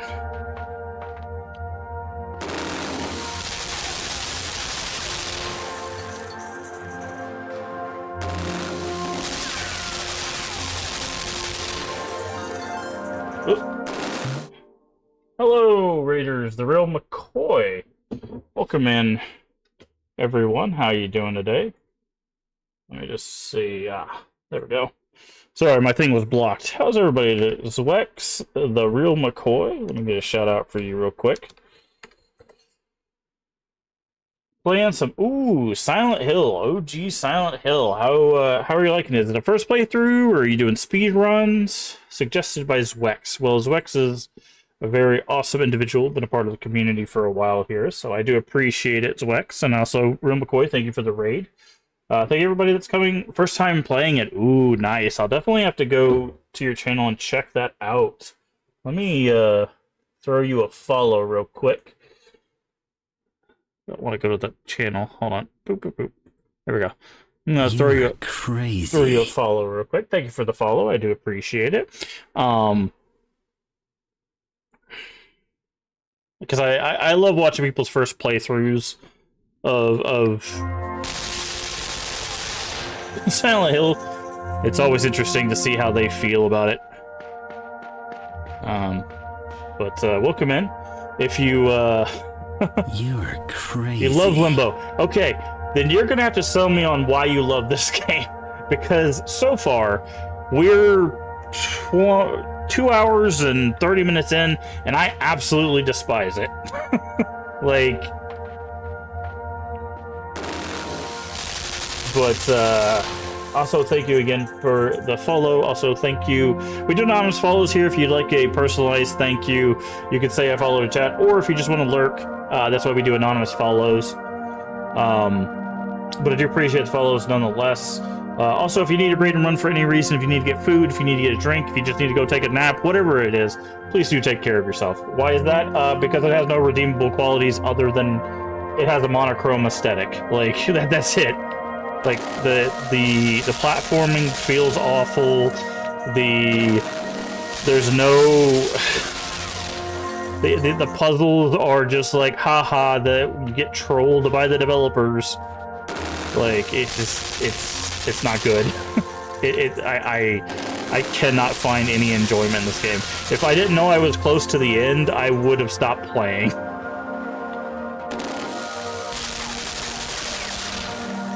Okay, I do think I need to shoot this other gun. I think that's what I gotta do.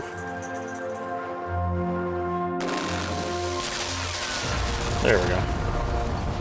Usually lunch after I stream. Bummer that you feel that way. We all enjoy what we enjoy.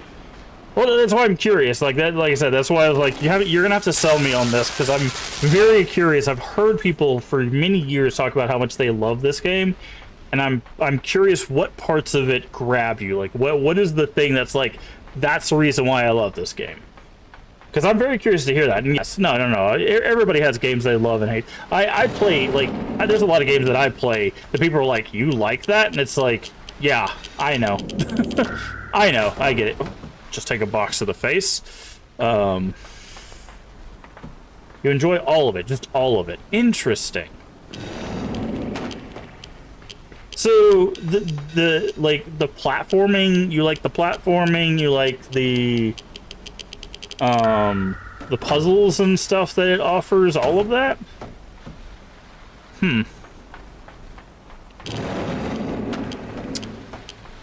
Okay. Like, again, I get the aesthetic of it. Like, why people might like the aesthetic of it. But I don't... I don't get the rest of it. That's just not... Okay. So I need to... Can I catch that box? I think I need to catch that box. I think that's what it is. Platforming puzzles can be finicky, but I believe that's intentional. Yeah, but intentionally bad design is still bad design, though. Very particular taste, which is cool because it allows you interesting perspective on different games, like how ambivalent about most of the aspect of Rule of Rose, whereas I was obsessed with it despite the terrible combat. Yeah, Rule of Rose was definitely one of those that I was a little disappointed in all honesty. Yeah. I mean, yeah, like I said, intentional bad design is still bad design. Like, that's the problem I have with some of the Silent Hill games, is, there's Silent Hill games that I think are really fantastic, but they specifically made some of the combat very clunky. Probably on purpose, and that's still not good design. Like it just makes those unfun. There we go. That's what we're trying to go for. I think. No? Okay. I've got to find this.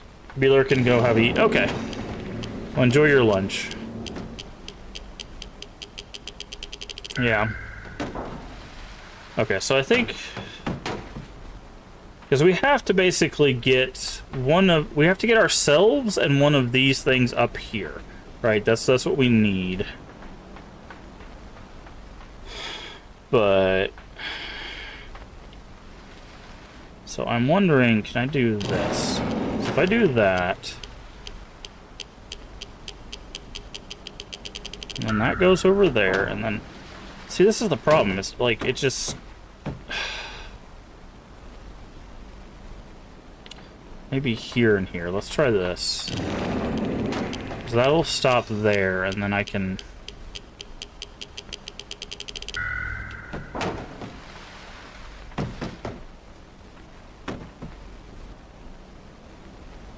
okay, am I missing something on this side, maybe? No, that's it. There is a ladder over here. But there's no way we can reach that, so... but... yeah, and the thing is, like I said, there's tons of games that I adore that I completely understand why people don't like. Like, I like the Kingsfield series, but, like, Kingsfield 1, in all honesty, is not a well put together game. Like, that game, you win or lose based on the frame rate, and it's not locked. The frame rate will just change wildly. So, like, I completely get it. Okay. See, they both go up. Oh, wait a second. I think I might have figured it out. I think what it is I need this one to go up, and then I need the other one to slide into it, right? So, like, if I do this, the other one slides into it, it might be able to bump it? No. I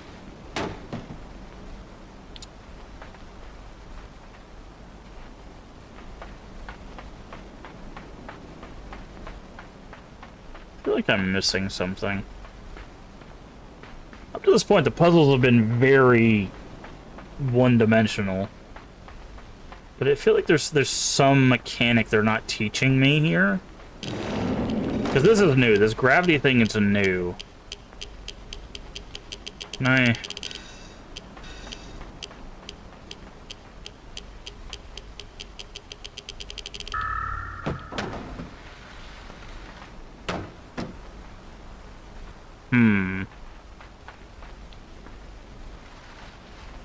I can reset the gravity. Hold on, I want to try something.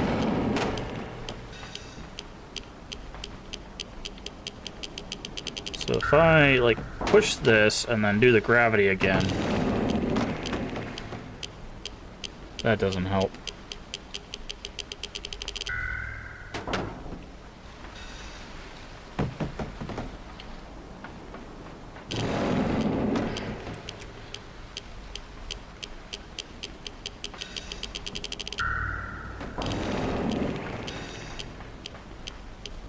Yeah, that's not working.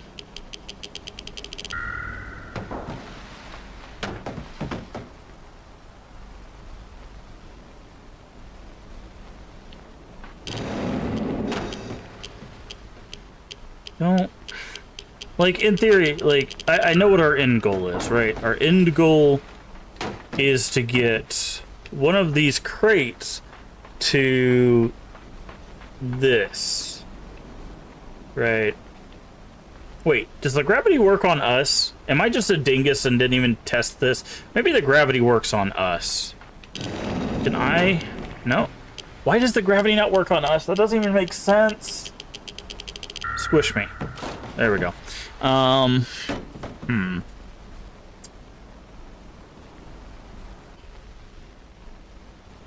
And this is what happens when you don't do a training puzzle before an actual puzzle. Again, a failure of game design. Because up to this point, we've never interacted with this gravity. Right? There's nothing back here that teaches us about gravity. We learned about these guns, which is probably just a one-off thing, but like it's like, okay.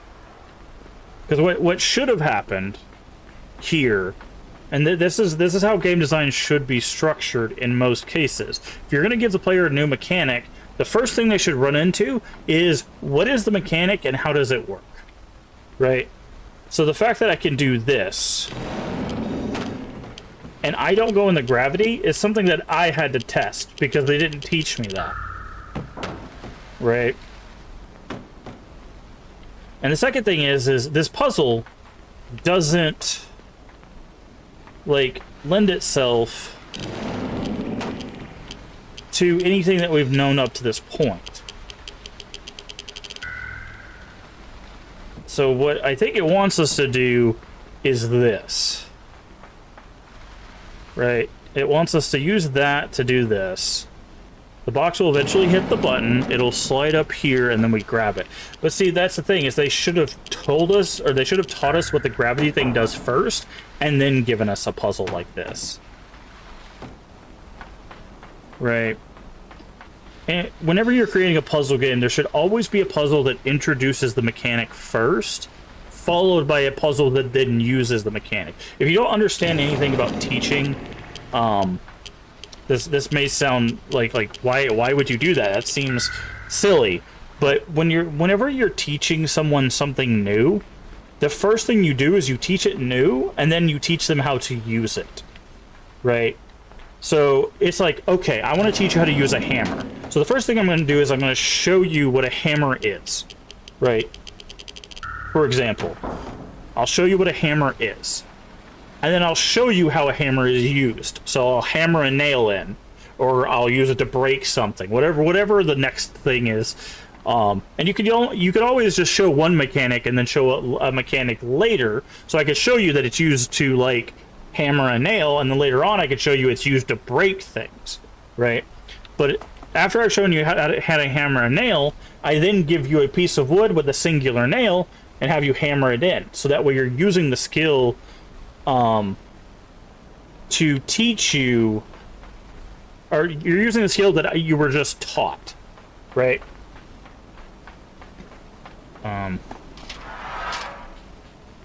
I see.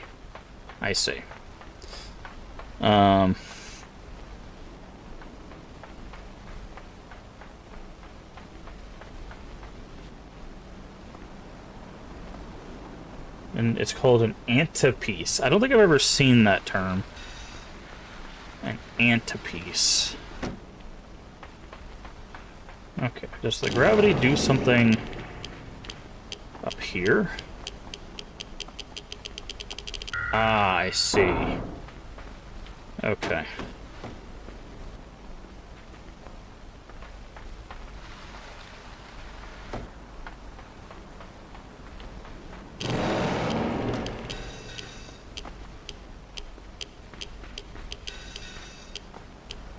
Bigger video on how the original Mega Man X is almost perfect design way.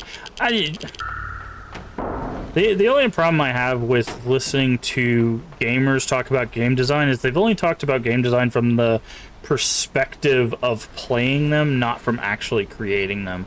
And although I think they could still have good conversations, it's also one of those you have to be very careful, because some people think they know a lot more than they do. But it's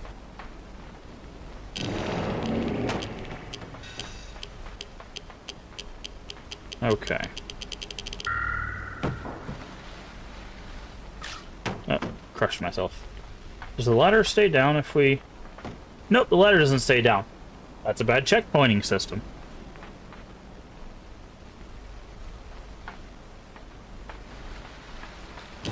But,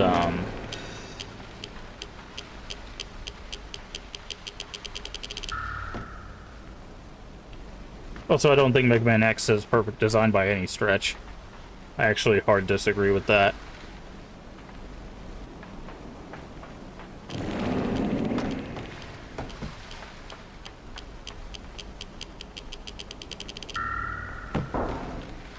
hit the jump button.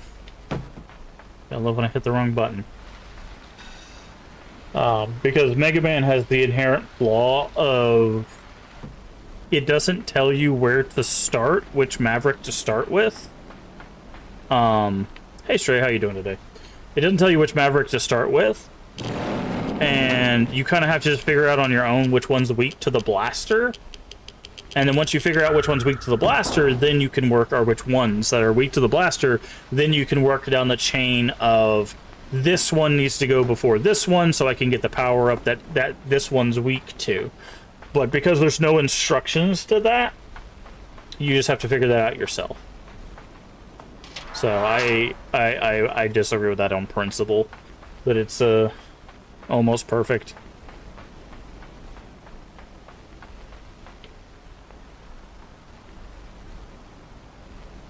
Trying to think. Okay. So the question I have now is,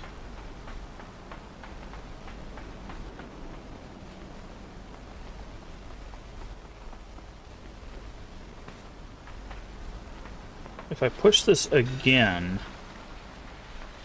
does that give me the time I need to get up the ladder? And if so, what does this crate even do when the gravity thing is hit? Oh, it does. Okay, it does. I see. Okay. So what I need to do is I need to move it over to like there.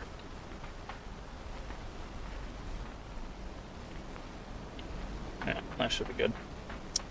But and don't get me wrong, I have Mega Man X on Super Nintendo. I love Mega Man X. I think it is a fantastic game. It's also very difficult at some points. But if you're talking about game design, I think there's far better cascading power designs than Mega Man X.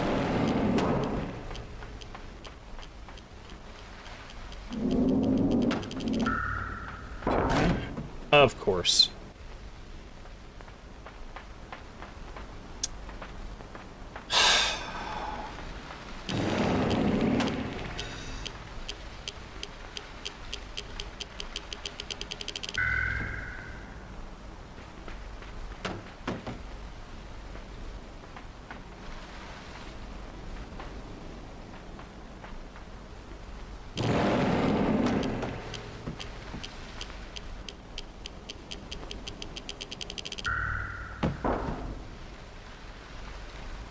And that's not to say that, like, he doesn't bring up points. I have not seen the video myself, but these are just points that I personally would discuss if I was discussing the game design philosophy of, like, a Mega Man game.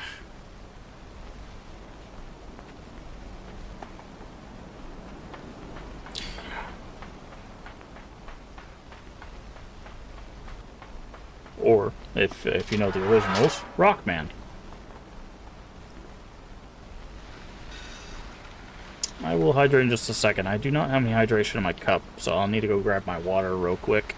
Probably need a stretch too, so I'm just trying to figure out what this puzzle is asking of me. Like, I can understand where it wants me to move this box. The only problem I'm having, right, is that if I move this box here, right, this does not help me get up here.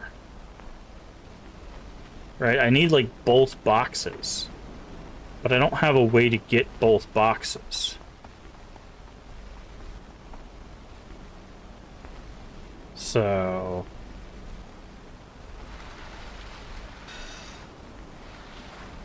the only thing I can think of is I need to do this, and then I need to, like, hit that.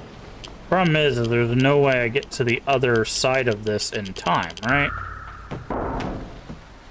Okay. I'm gonna get that water, and then I'm gonna stretch a little bit, and then we'll try to figure this out.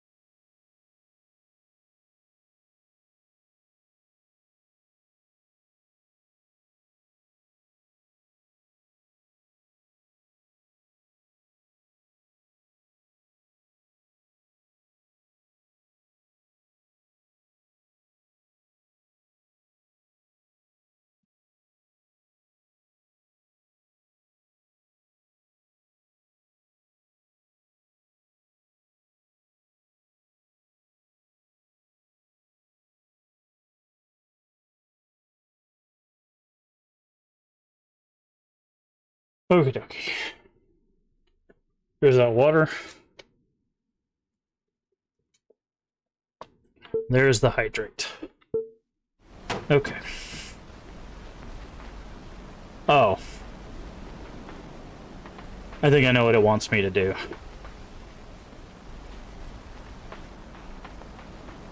I'm overcomplicating this puzzle. See, what I would love to do is I would love to finish this game, which I do not like the puzzles of, and then show you a game that does puzzles really well, and talk about why there's a difference.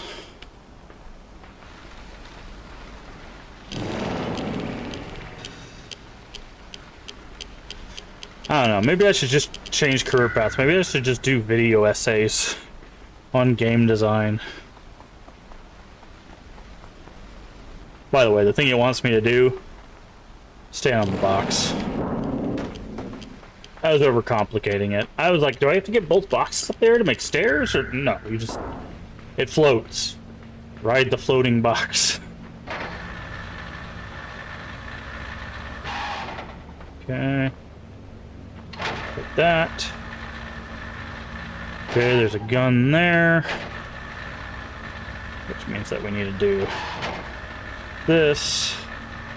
Do that. Do that. But you're gonna blow up the box, aren't you? Oh no, it stops the... Okay. I was like, why do we need this box? The ladder's pretty low. It's literally to stop you from getting shot. Yep. Oh, this is our gravity thing. This is the thing that affects us. Oh, okay. Alright, I know what I need to do here.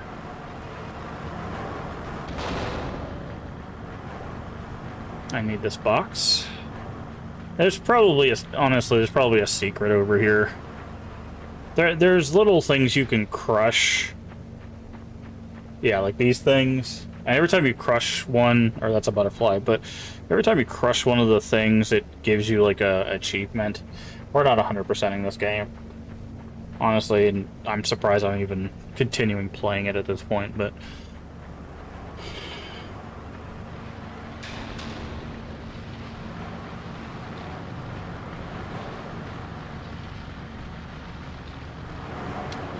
Okay. Get on the box.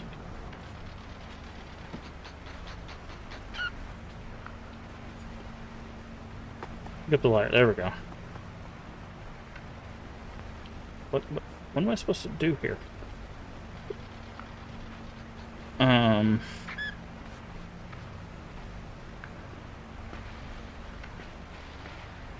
Oh. I know. Just change the gravity back, you dingus.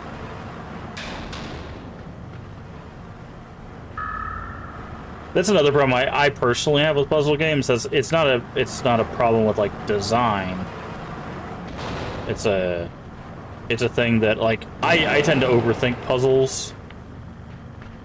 So I'll be like, oh, I need to do this like complicated set of things. It's like, no, you just need to push the button. It's like, wait, what? Really? It's like, yeah, just push the button.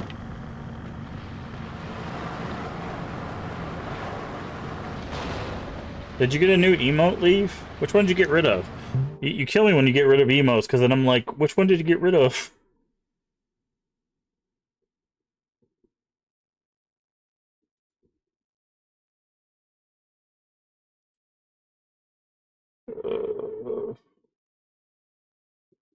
Boo.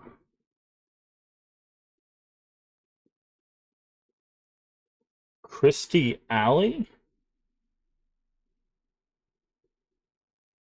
Huh. I don't know which one that one was. Unless they're focused on spatial awareness, I'm good at the, like, slider puzzles. I hate slider puzzles. I think they are the most low-effort puzzles imaginable. I despise slider puzzles.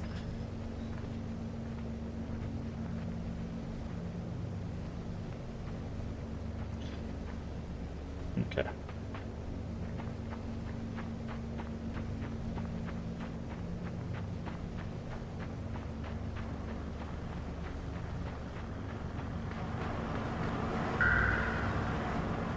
They're very simplistic box puzzles. Am I going to just an extension of it? These are why they're so popular. Yeah, yeah. Absolutely. A million box puzzles, yeah. Where'd my crate go?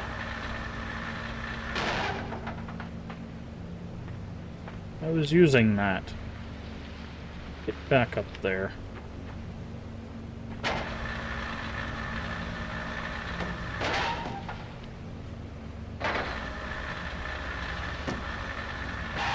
And do that. I don't know if this is what we're supposed to be doing, but this is what I am doing, so.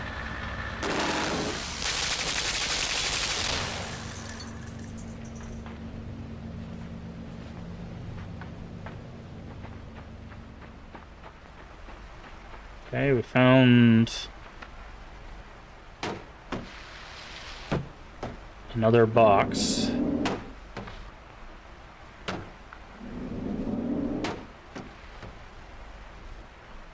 Uh-huh.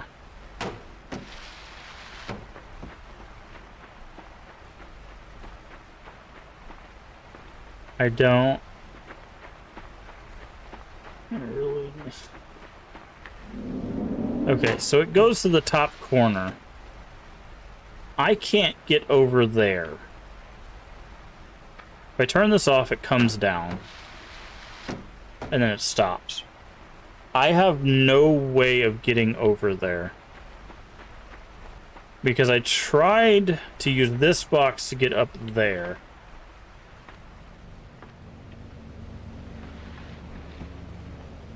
Nice. I'm gonna push this and I'm gonna get shot in the back. Yep. Oh. See, it obviously wants me to do this because it checkpointed me right here. Right? So, like, obviously this is the thing.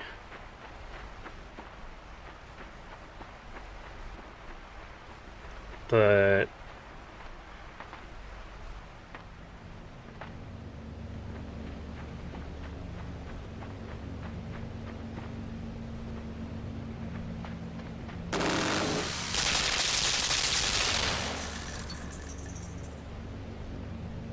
oh, I think I know what I do.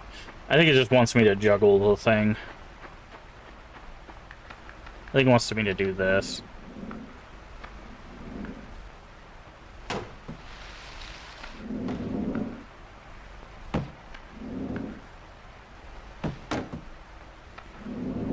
Yeah, I think it wants me to. So I do this, I drop it, comes down, and then I do that, and it does that. I think that's what it wants me to do. It's just a timing thing.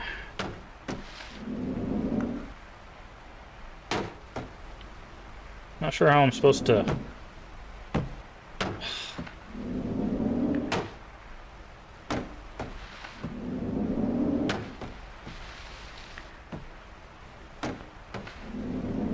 Okay, I'm not getting enough momentum behind us, the problem. So I think it needs to drop, slide a bit, then momentum, and then do that. Problem is how do I get that? I can't jump up there.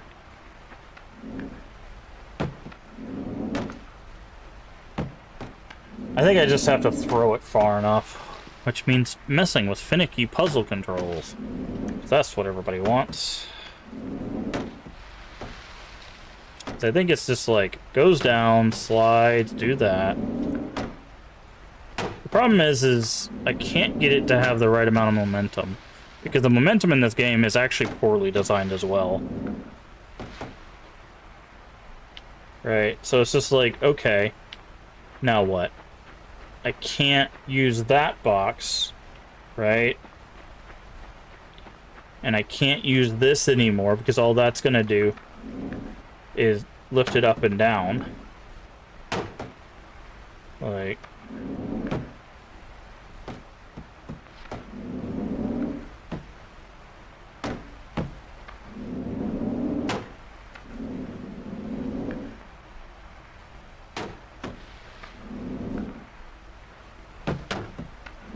tonsillitis. Oof, that doesn't sound fun. Yeah, I saw somebody was playing Phantasmagoria 2 the other day. I don't know if it was you or somebody else. There we go. Really? God, I hate this game. You just fall already.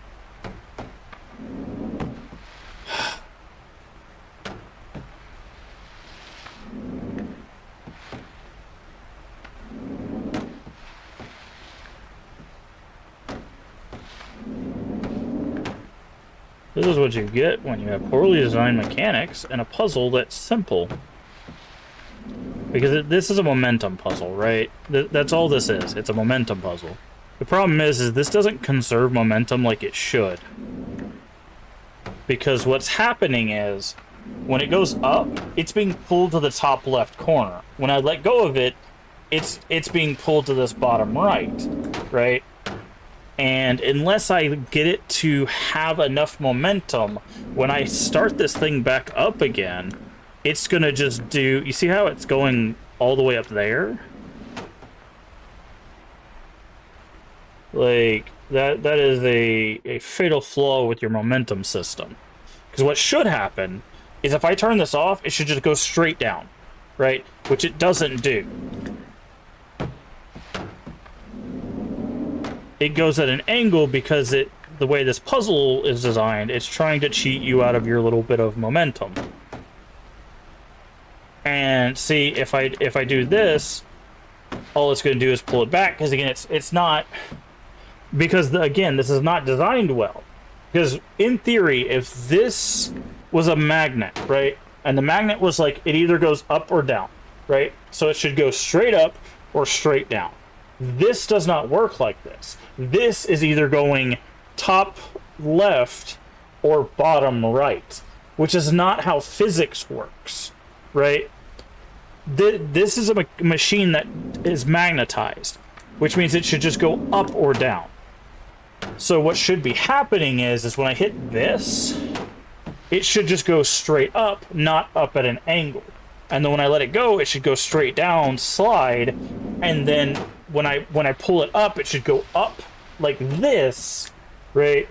So when it comes sliding down, because it would be being pulled directly up, it would go up and to the right because it already has a down and right momentum, right? So it would conserve the right momentum, but it would curve up and right, which is what they're trying to get me to do, but because of how poorly it's designed, it's not doing that. Right? So now I have to do this and hope that it slides far enough. It's just... It's not good.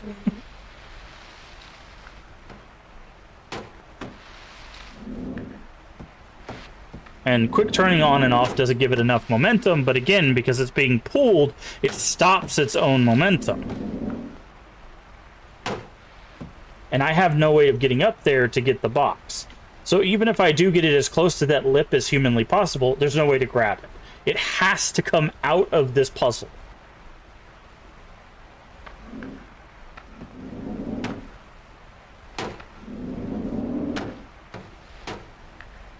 And this is also another example of... There we go.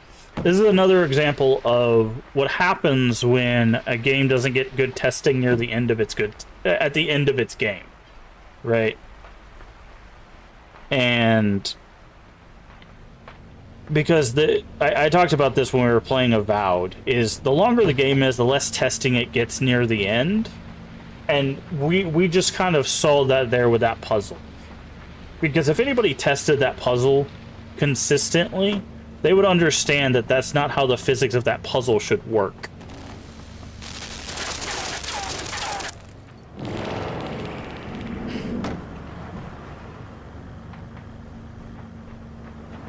And people will be like, well, it's a game from 2010. You know what game had physics and was before 2010? Half-Life. Don't get me wrong, it's not perfect physics either, but...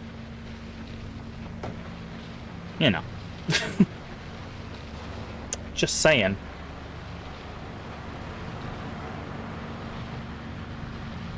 so that'll let us get up.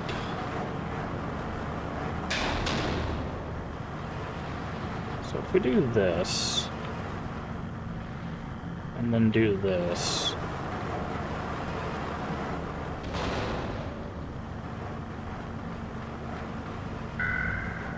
right, so then we do this, that box is going to get pushed.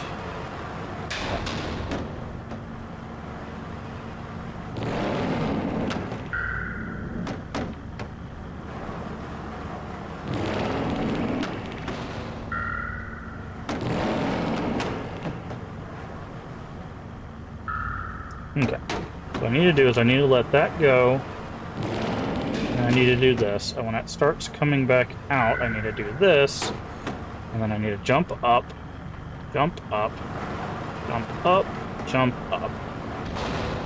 Hopefully that's the last puzzle. I'm very done with this game right now. Nope. Looks like we have one more gravity puzzle. Oh, they've added the magnet to it. Interesting. Okay.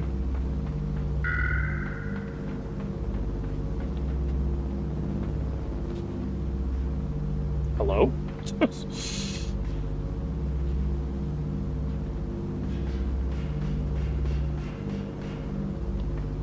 I see.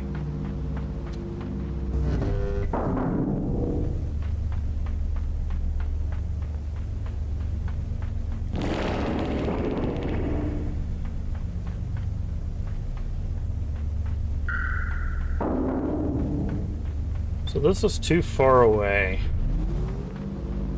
But I think what we need to do is that. Did that work? Yep. It's just, again, it's a timing thing. That's all it is. But see, this is what I'm talking about. This puzzle is actually a very good designed puzzle for teaching us how two interactions can work together, right? So we know the magnet grabs whatever touches the magnetized thing, right? And we know the gravity pulls things towards the opposite direction, right? So here, what we had to notice is that this box on the left was higher than this box on the right. So we know we needed to magnetize the box to the top so we could get across. However, we couldn't magnetize both boxes. So we needed to move the box on the left up without magnetizing the box on the right. That's an example of good design.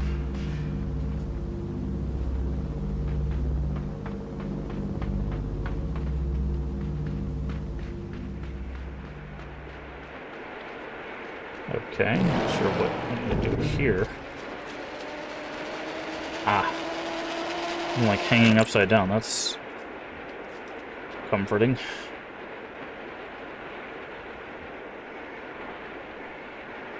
Oh, I see. I'm a dingus. I was like, what am I doing here? How does this even work?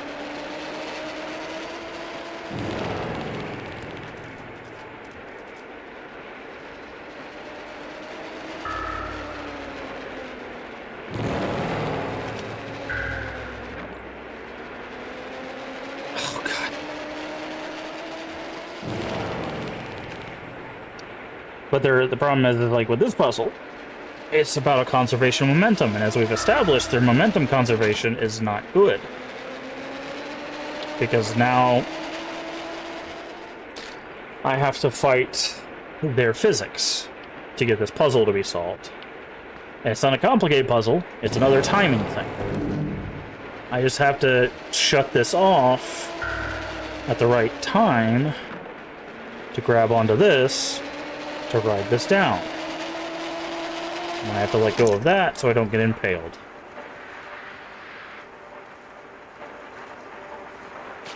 Okay, not sure what I was supposed to do there.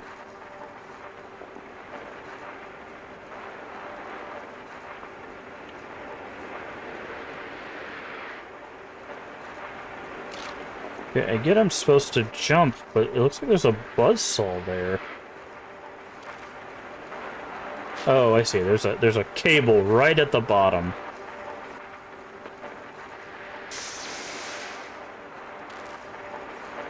No?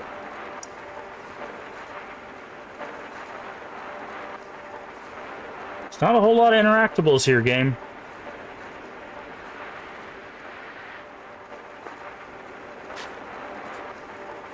Few years with a lack of health insurance I couldn't afford. Yeah. Yeah, insurance is always a colossal pain in the butt. I understand that. Oh, I know what it is.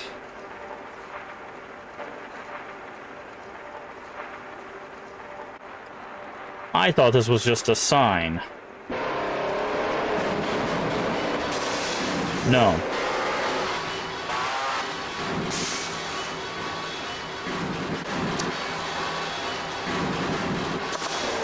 Oh, that's done. Welcome back from ads. Trying to emotionally like people in this speed running. Unfortunately, as Wex, I don't know if I'll ever get into speed running.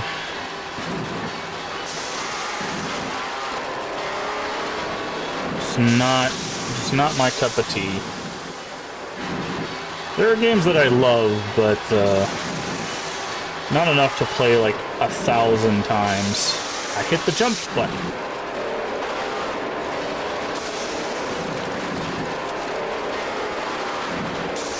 There we go. Trick you into it? I highly doubt that. But you're more than welcome to try.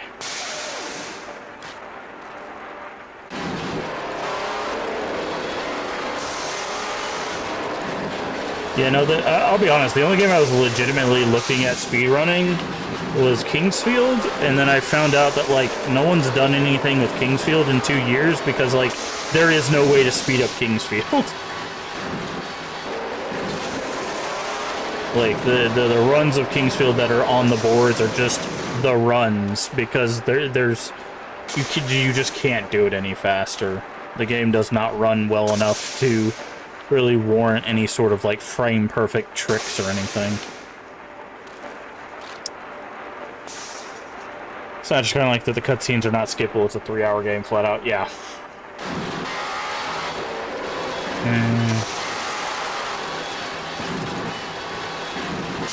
I still need to play Snatcher.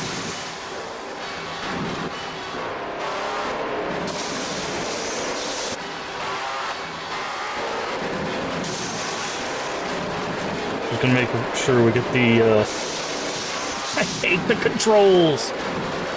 Every time I hit jump... See, the problem is there's a delay. There's a frame delay when you hit the jump button. It doesn't jump the moment you hit the button. It's like jump, 1, 2, 3, like 3 to 4 frames, and then an actual follow-through. So, it's just... Ugh. So irritating, dude. But,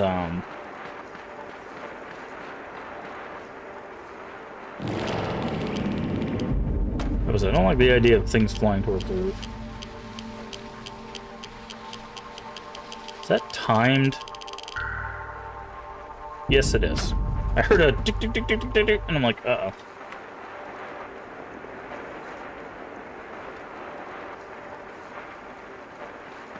Fun.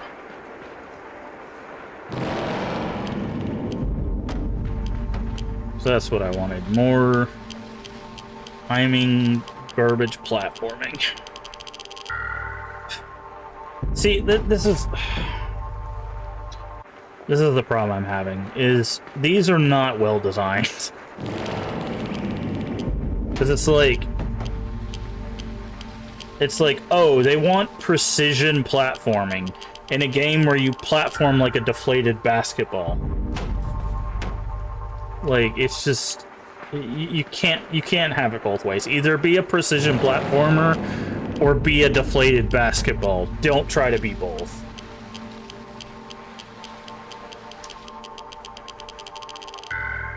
See, I don't have enough time. I hate this game.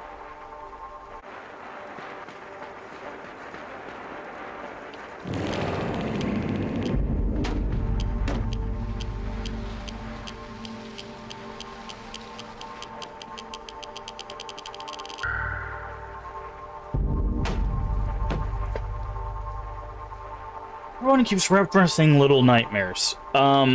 There's a major difference between this game and Little Nightmares. Little Nightmares platforming is much better designed. First and foremost. When I jump in Little Nightmares, I actually jump. I leap. I get to where I want to go. This one, I go, eh, and then I fall down a hole.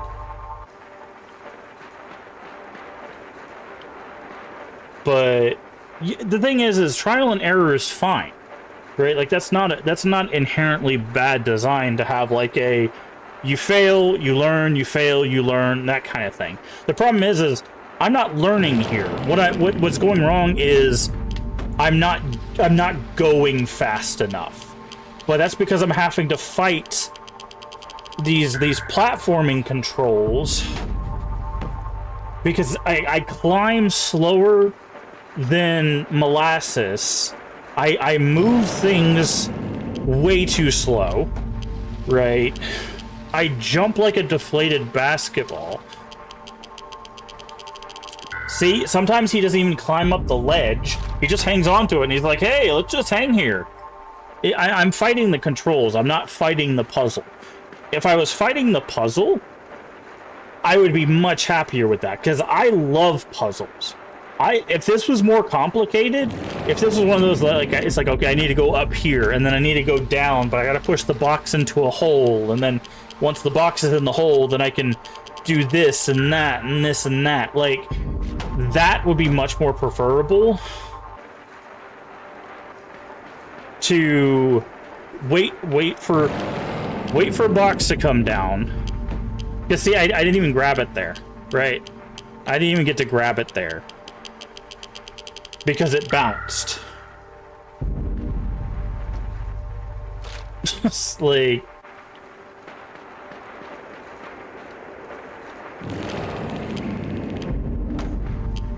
Again, couldn't grab it there because it bounced. So what I think it's wanting me to do is... I think this wants me to do this in pieces. Like, what it wants me to do is this. What? I hit the button to set off the button, and it's just like, nah. You just pass through. So I think what it wants is you can't do this in one go, right? I think what it wants is this.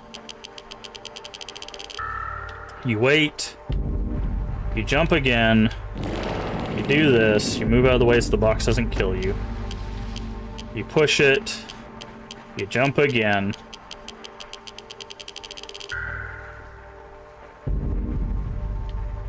And then you do this. And then you go over here, and you push it one more time, and then you jump to the ledge. Ooh. Right? Like, it's just... I don't know, man. What? Why? Why did it just shut off? There was no indicator whatsoever that the gravity was going to shut off. There was no timer sound, no nothing. Oh, it just turns itself on and off whenever it decides, with no cues. Unless it's supposed to be that do-do-do-do-do-do-do in the background, that sounds like music.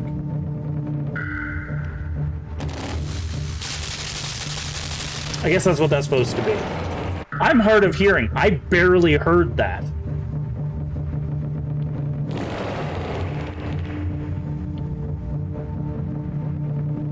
God, what a stupid way. You had a very loud ticking noise for every other one of these. Why would you do the bassiest, hardest to hear version?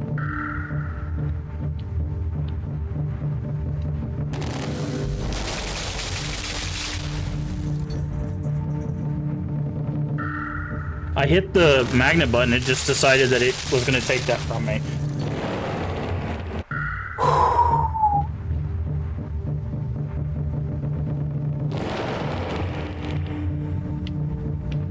Limbo might be the worst designed puzzle platform I've ever played. Cool, I got shot in my ankle. Like, legitimately.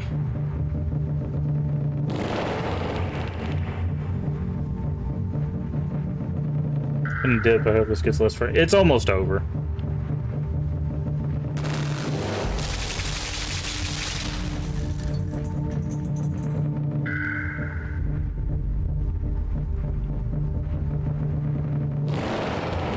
But yeah, have a good one, Stray.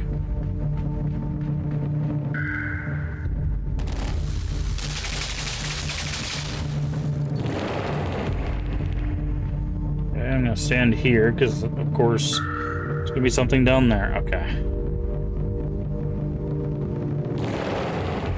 Let's see.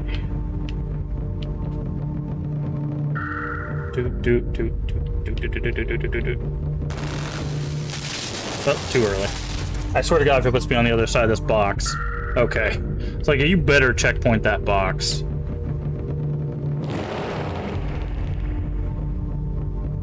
I legitimately can't hear the timer on this.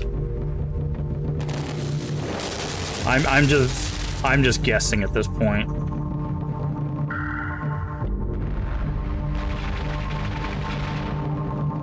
Oh, yeah, but I can't hear it. Because now there's music playing. So I'm just guessing based on like an internal clock that I'm going off of. That's what I thought. Okay, don't do that. Great.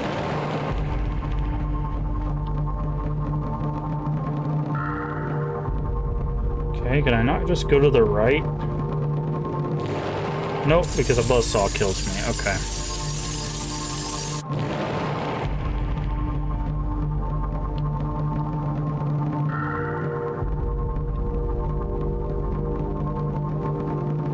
What happens if I ignore this? Oh, I die. Then what's the whole point? Oh, never mind. I know what the point is.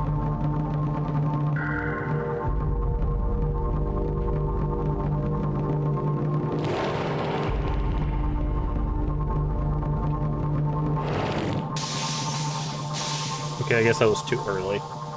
Like I said, I legitimately can't hear the timer, if there is one at this point. I just...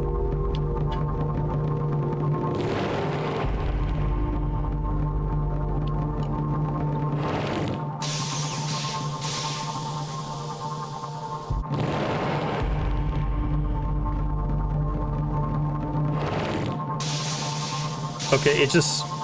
Because what I'm thinking I'm supposed to do is I'm supposed to do this, right? And when and if I hit that arrow, it's supposed to like fling me underneath the buzzsaw, right?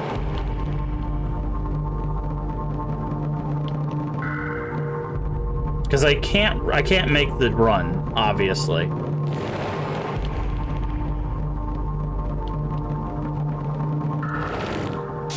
Okay, no, if I do that, I just die. Is it just a trick? Is that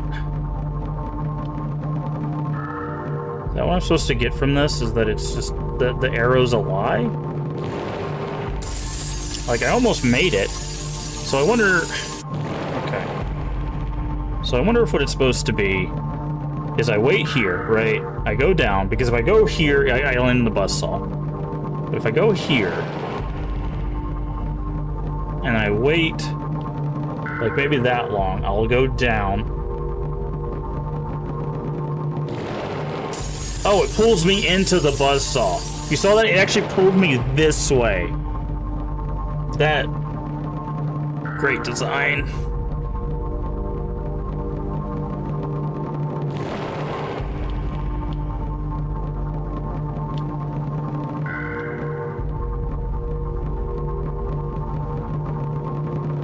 Oh, they put snow there that slows you down.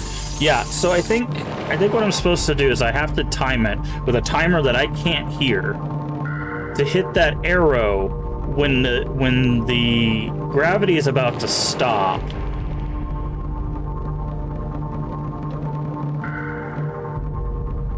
To have it fling me underneath the saw.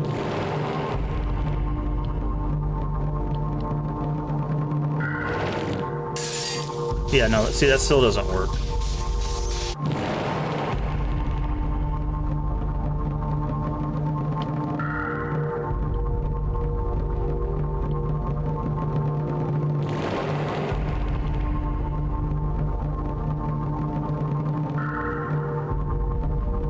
Okay, I'm gonna turn this up. I can't hear this timer that I'm guessing is going on.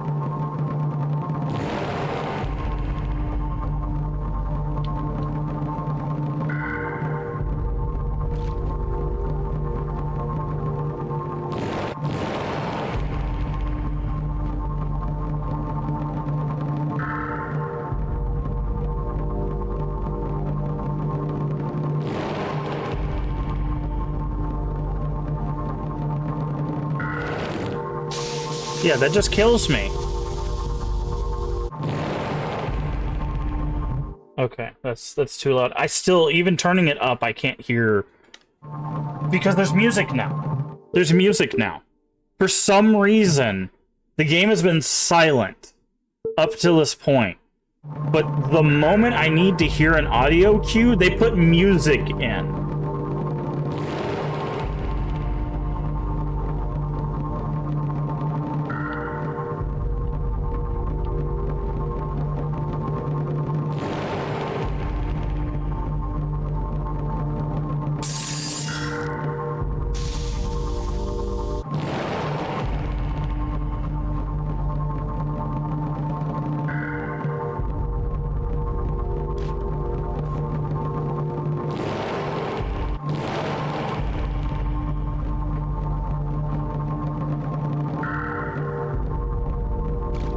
Yep, and you can't fall too far, otherwise you die.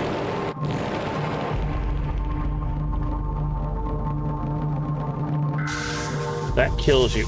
What is this arrow supposed to do? It throws you into a wall that kills you. I don't understand. I really legitimately don't understand what's supposed to be happening here.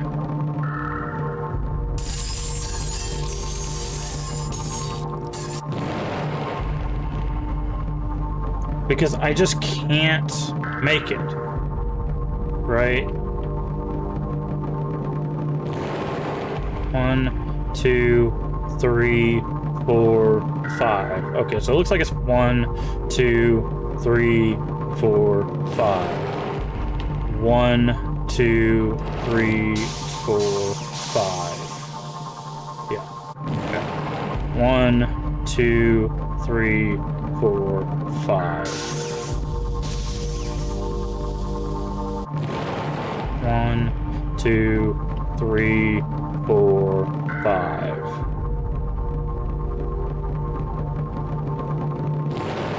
I can't do this. I'm gonna have to look up what I'm doing wrong. I legitimately cannot do this because of how poorly designed this game is.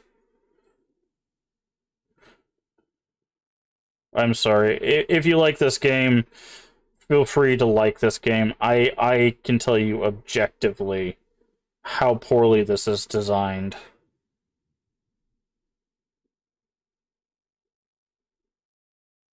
You can't give an audio cue and drown it in music. That in any game period, if you have an audio cue, it should be crisp and like legible, like auditorily legible at any point.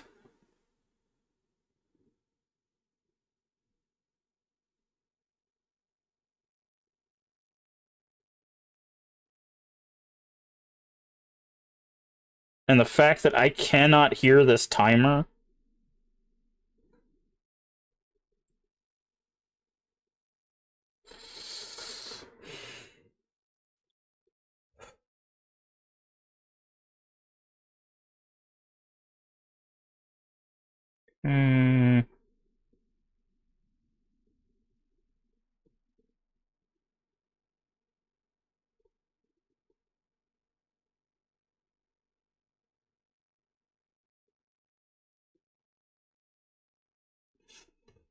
Okay. So what I'm doing is correct. According to this walkthrough, what I'm supposed to do 1, 2, 3, 4.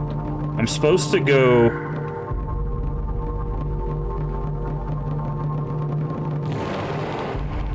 One... Like that. I'm basically supposed to get above it, have gravity pull me back down, and then hit the switch. So I don't do it on the way up, I do it on the way down.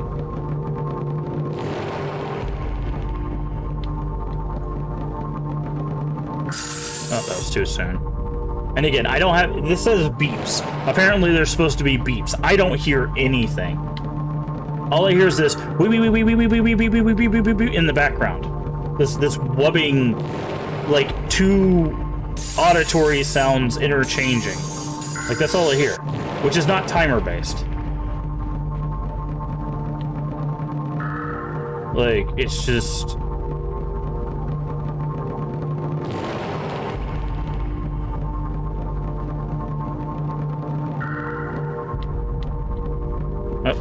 That would have been it if the button would have worked. I literally tapped the button on it, and it was just like, nah. I hate this game.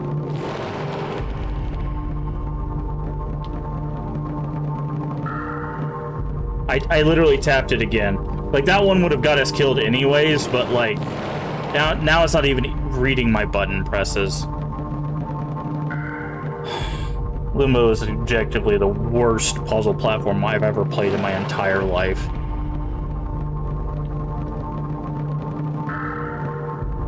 I keep tapping the A button. Here, I'll literally hold the control up. Like, I will hold the controller up and you guys can see.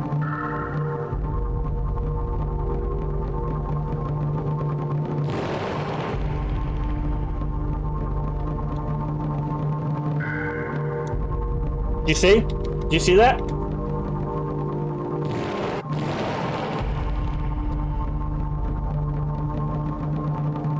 I literally had it in front of the camera. You guys could see my finger literally slide across it.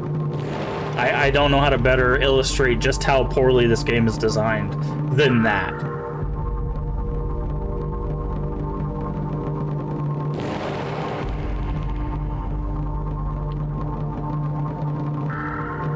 And we're dead again. There shouldn't be fall damage. It's like...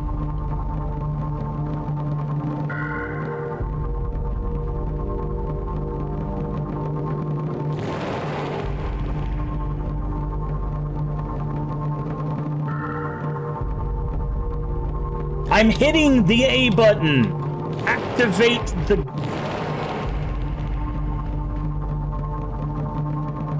Why? Is my A button just broken now? No, because I hit resume. I can hit settings. Why is this sign not working?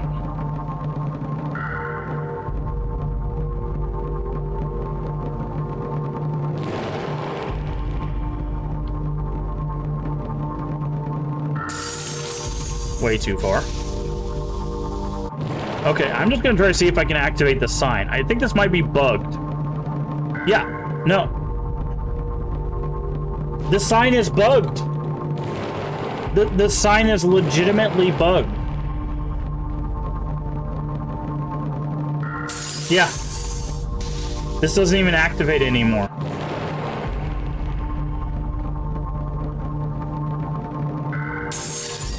Is it not the A button? Is it the B button? It's the B button. Okay.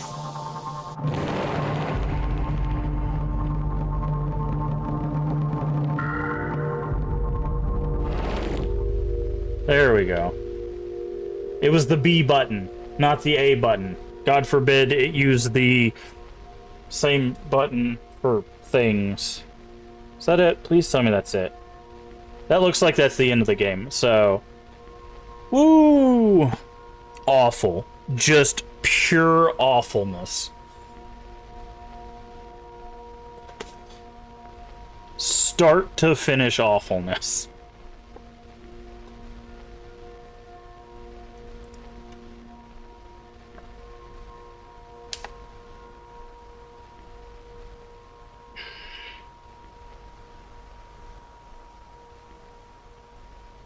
Now that I've scared literally everyone away.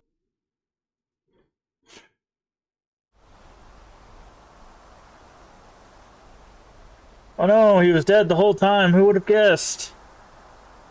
It's called Limbo.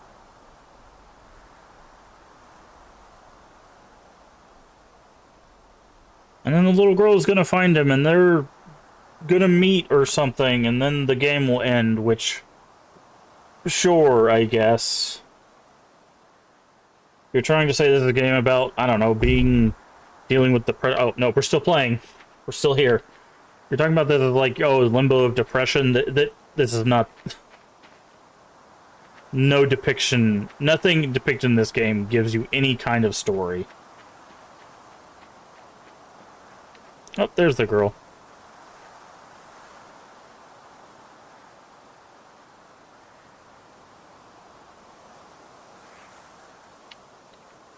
I can't do anything. Okay, he's walking up to her. This is where he walks up, just stabs her in the back.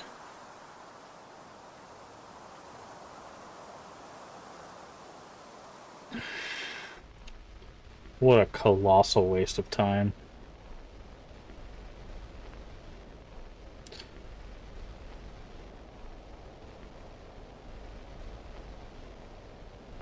Boy, programming. Should have programmed it again.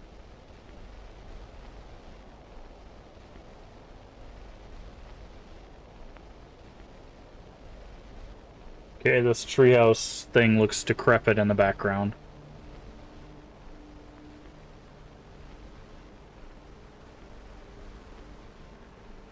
Box 2D, playtesters, friends in the game industry.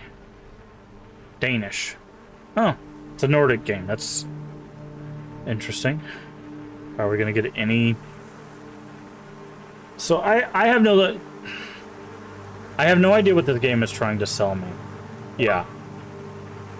Perseverance has its own reward is the name of the achievement, where credit is due. Okay, so we persevered. I don't know what this game is trying to sell me, if I'm being honest.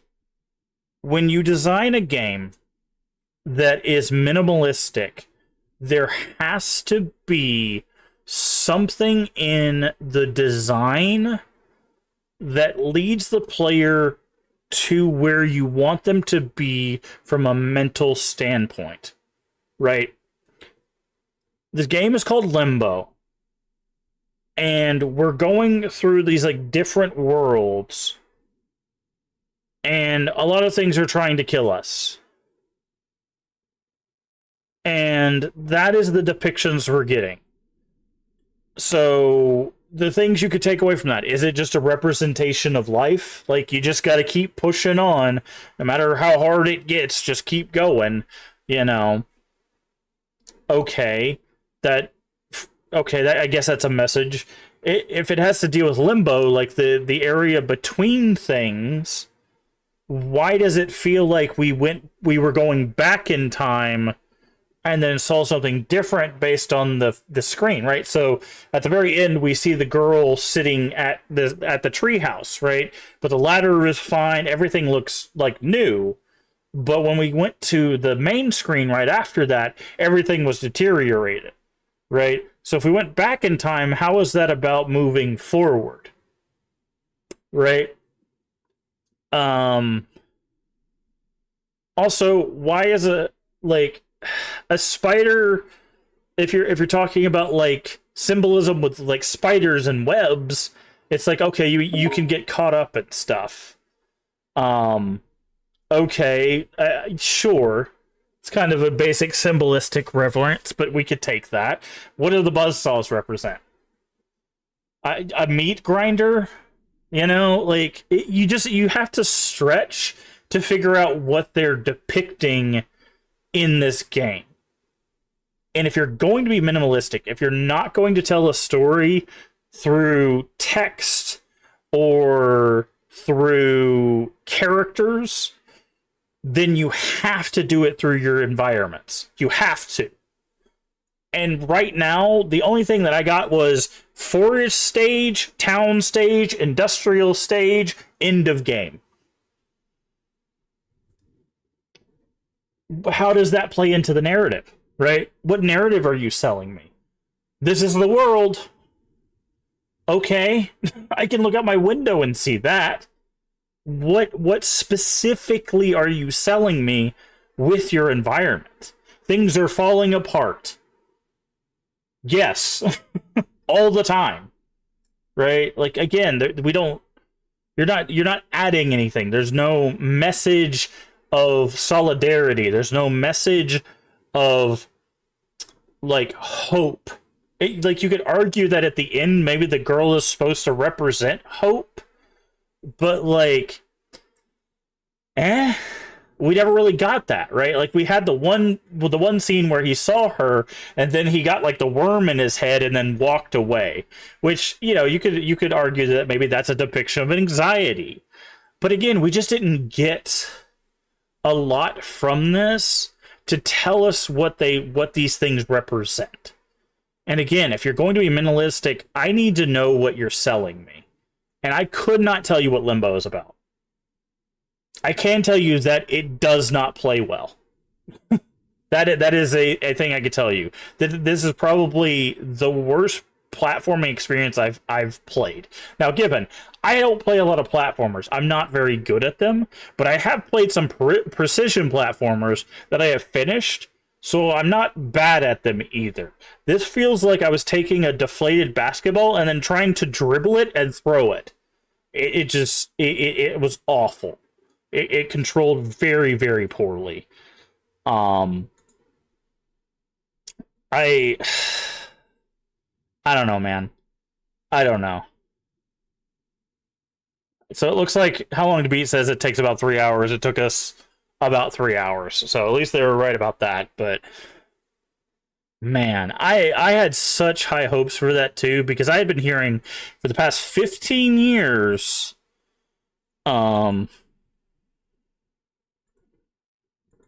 that people just adored this game. And I'm like, okay, well let's get into it, right? Let's find out why. And I can honestly tell you this game was not for me.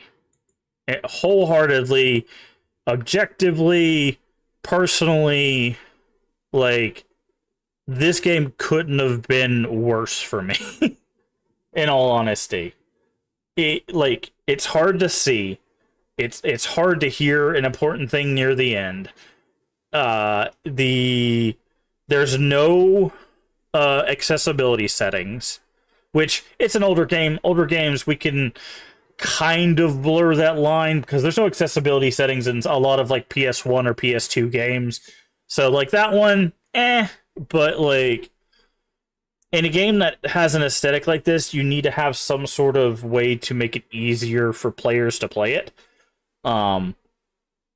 Apparently there's like hidden Easter eggs. I don't know. Maybe if you get all the Easter eggs, there's a special ending that actually tells you what the game's about. I ain't doing that. If that is the case, have fun. This game is on Game Pass, which is how I played it. Basically, 90% of the little horror games that we're going to be playing are coming from Game Pass. So, because it's just easier and cheaper for me to do that. But, man, I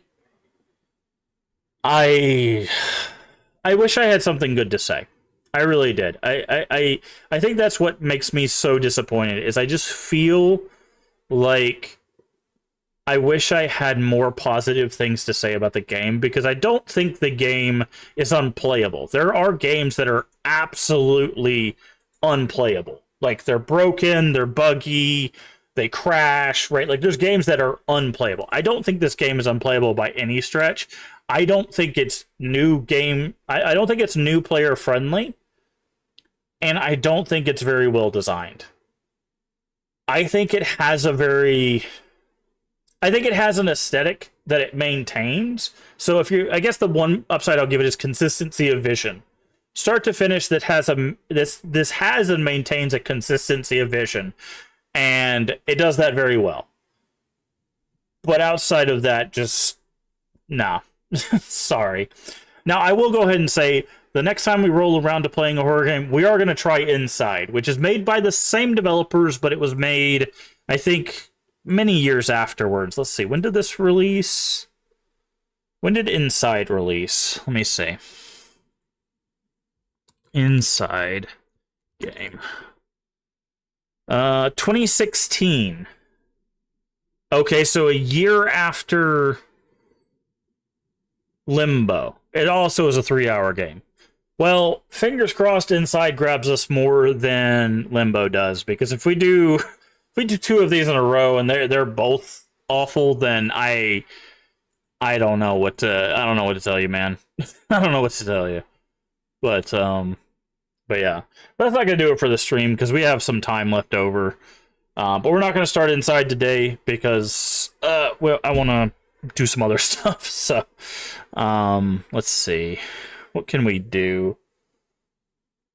But we got some interesting things coming down the pipeline for our horror days.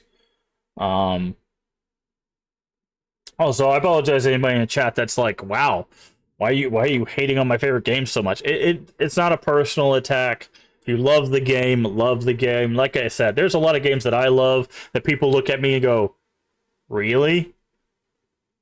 So, and I don't take offense to that because I understand. I understand there's things with the games that I play and love that are absolutely atrocious. Again, Kingsfield 1, the North American one, has frame rate issues where literally, depending on where you're looking in the world, the game either runs at 60 frames per second or 12.